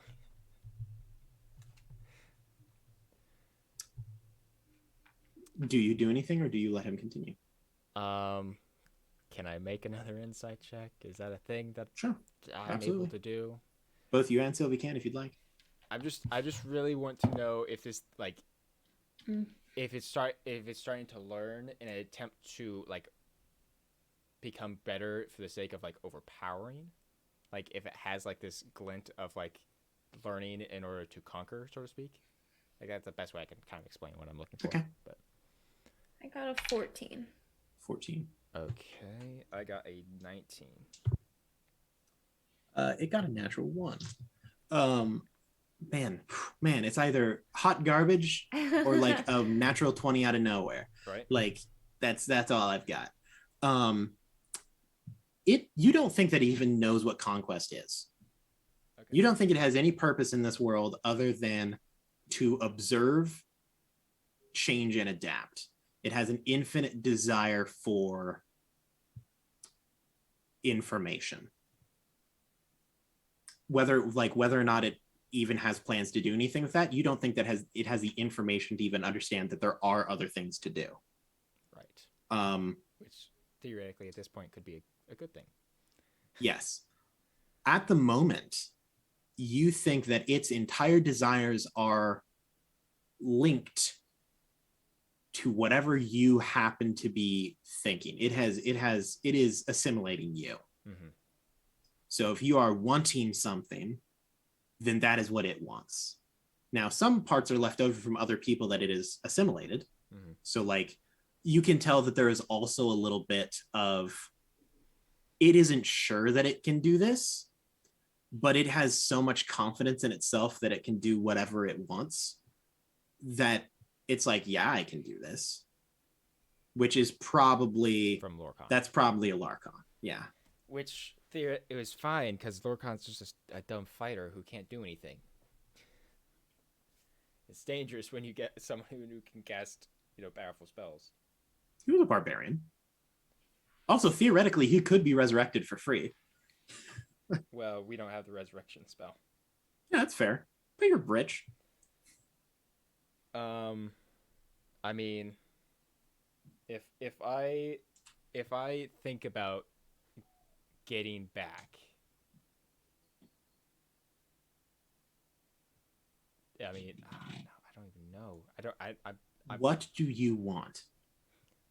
This is almost more stern.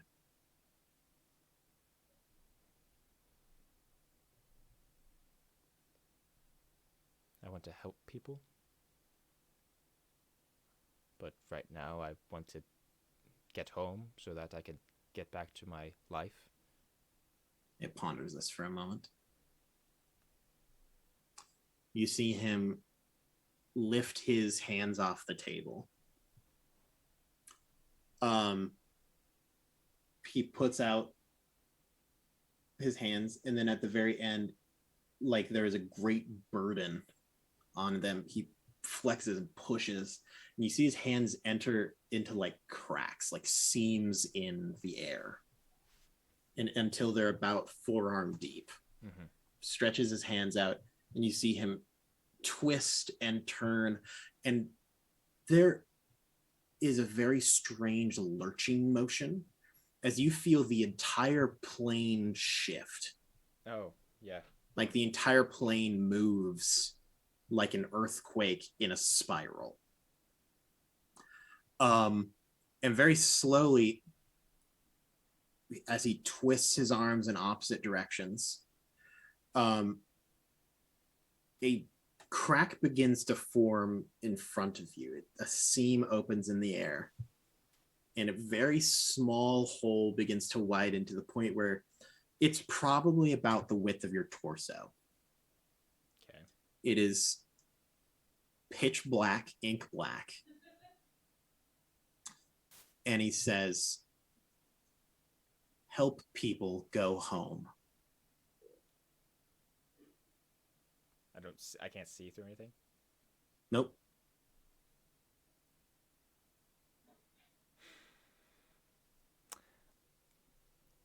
One more insight just to be safe. 100%. Just to see. Yep. Sylvie, bad things are happening. It's not fun. That is a 15. 15, absolutely. It doesn't have any malice towards you. Doesn't seem vengeful or angry, and you don't think that it's trying to hurt anything at the moment. Okay. What exactly it did, it's hard to tell. Yeah. But whatever it was beefy. If I take, because I have my own staff, if I take that and just put part of it through, what happens? I mean, the staff goes through. I pull it back. It's like kind of coated in this like inky blackness that drips off of it and then dissipates in a matter of seconds. If I just put my head through. Yep, you poke your head through. You poke your head out. You feel almost like you're bursting through water for a moment. Uh-huh. You open your eyes, still pitch black. But you're not there. Your eyes kind of adjust for a second. You do think that there is some light. Something kind of falls and like hits you on the head. You're like there's a moment of panic where you're like, oh God, am I dead? Uh-huh. But then it just kind of falls limply, and your eyes begin to adjust to this darkness. You think that it's a mop. I just put my hand through and cast light. You're inside of a cupboard. But everything looks normal? I mean, it looks like the inside of a cupboard. But there are like colors and stuff?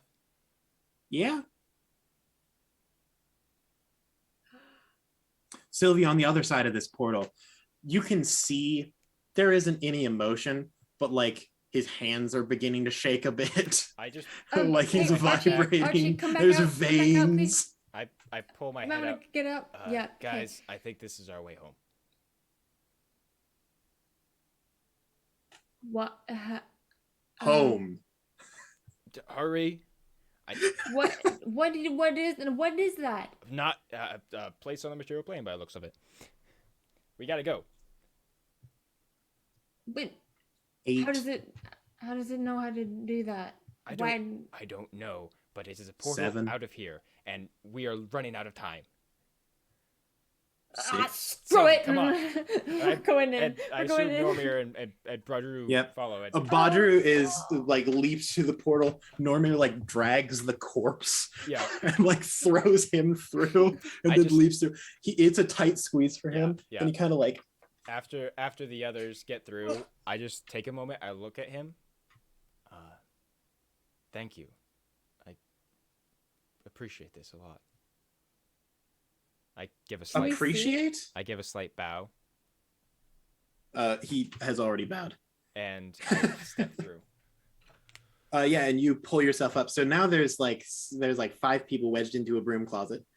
You look down, there is just a pool of shadow that then begins to spiral back into the size of a pinprick, and then it disappears. Light. Yep. Find a doorknob or something. It's locked, but it's a broom closet. So you bust open, and there's a little cupboard in the corner of the teleportation room. You see a little wizard hat with streamers moving around, just clean some stuff up, and it goes, "Oh, why, hello." We just all stumble through. Yeah, you just fall out of this. He says, "My goodness, what a mess." literally have a dead body. Just Uh, Well, how did hello. it go? It went all right. Swimming. We encountered a city in there, Ooh. with not quite people, but almost Ah, not quite shadows. people. Those are my favorite kind. Almost like a shadow of a person, you know. Ah, yes. Um, Just as I am a shadow of my once powerful self. perhaps. yeah, Yes. it was very very cool. Very, very interesting. Very dangerous, however. Excellent, excellent. I suppose that you will be desiring your pay now. Yes, that would be fantastic. Ah, wonderful. And you see that he kind of like jiggles, and the bag overturns, and then 300 gold moves out for each of you. It just kind of lines itself up in perfect stacks, and he just moves along. They're perfectly polished, shiny gold coins. Says, Thanks. wonderful. Thank you so much. May I ask, where is Grandma B? Oh, she'll be here in a second. She wanted to Fantastic. check on a few things. Also, is that a dead body? Well, we're working on it. Don't worry Yes, about it. there was a scuffle. She stayed behind. We don't actually know Wonderful. when she'll return, but I'm I'm sure. sure she real will cool. enjoy a long life in a dimension without time. Yep. Well, I shall continue to exist in this building for the rest of eternity as I study something. I don't remember what it was. Thank you for your time. Thank you for your help. We'll be Side on our note, way. is that Grandma B's staff? I don't know. Is it in my? It was. That'd be, yeah. I hold it up to her. Ah, it appears that she has bequeathed it to you as a mentor.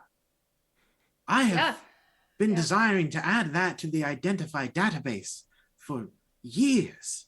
Oh, really? Yes, I am of a very rare sect of wizards that I am entirely responsible for the Identify spell. Wow. Like, there's like a few others, but for the most part, I've pretty much been they might be dead. That's amazing. Wow. I am quite accomplished. Very great. That sounds great. What does that take? What does that require? Me. Oh, oh, okay. I hold the staff out. Excellent. He kind of envelops it, and your hand stings a bit, and you're like, ow, ow, ow. But as for what the staff is, and what it can do, and what happens next time in this little side campaign of Table Scraps, it's what we'll have to figure out next time, Dungeoneers. Thanks everyone for stopping by. I have fun showing people things that could potentially ruin DJ's world. But yeah, so catch us on Monday nights. Hang out in our Discord. It'll be great. I'm hoping to do this weekly eventually. Right now, I don't have the internet capability or knowledge to run this myself. In the future, that will change. So hopefully this will be a weekly thing, but until I can for sure do it by myself, I can't guarantee that it'll happen next week or the week after or whenever it is until I get my ducks in a row. So thank you for stopping by. I had a blast. I hope all of my players did, even the ones that are gone. This was a lot of fun, and I'm Oh my terrified. gosh. And I think the only thing that I have left to say is good luck and Godspeed, everyone. We'll see you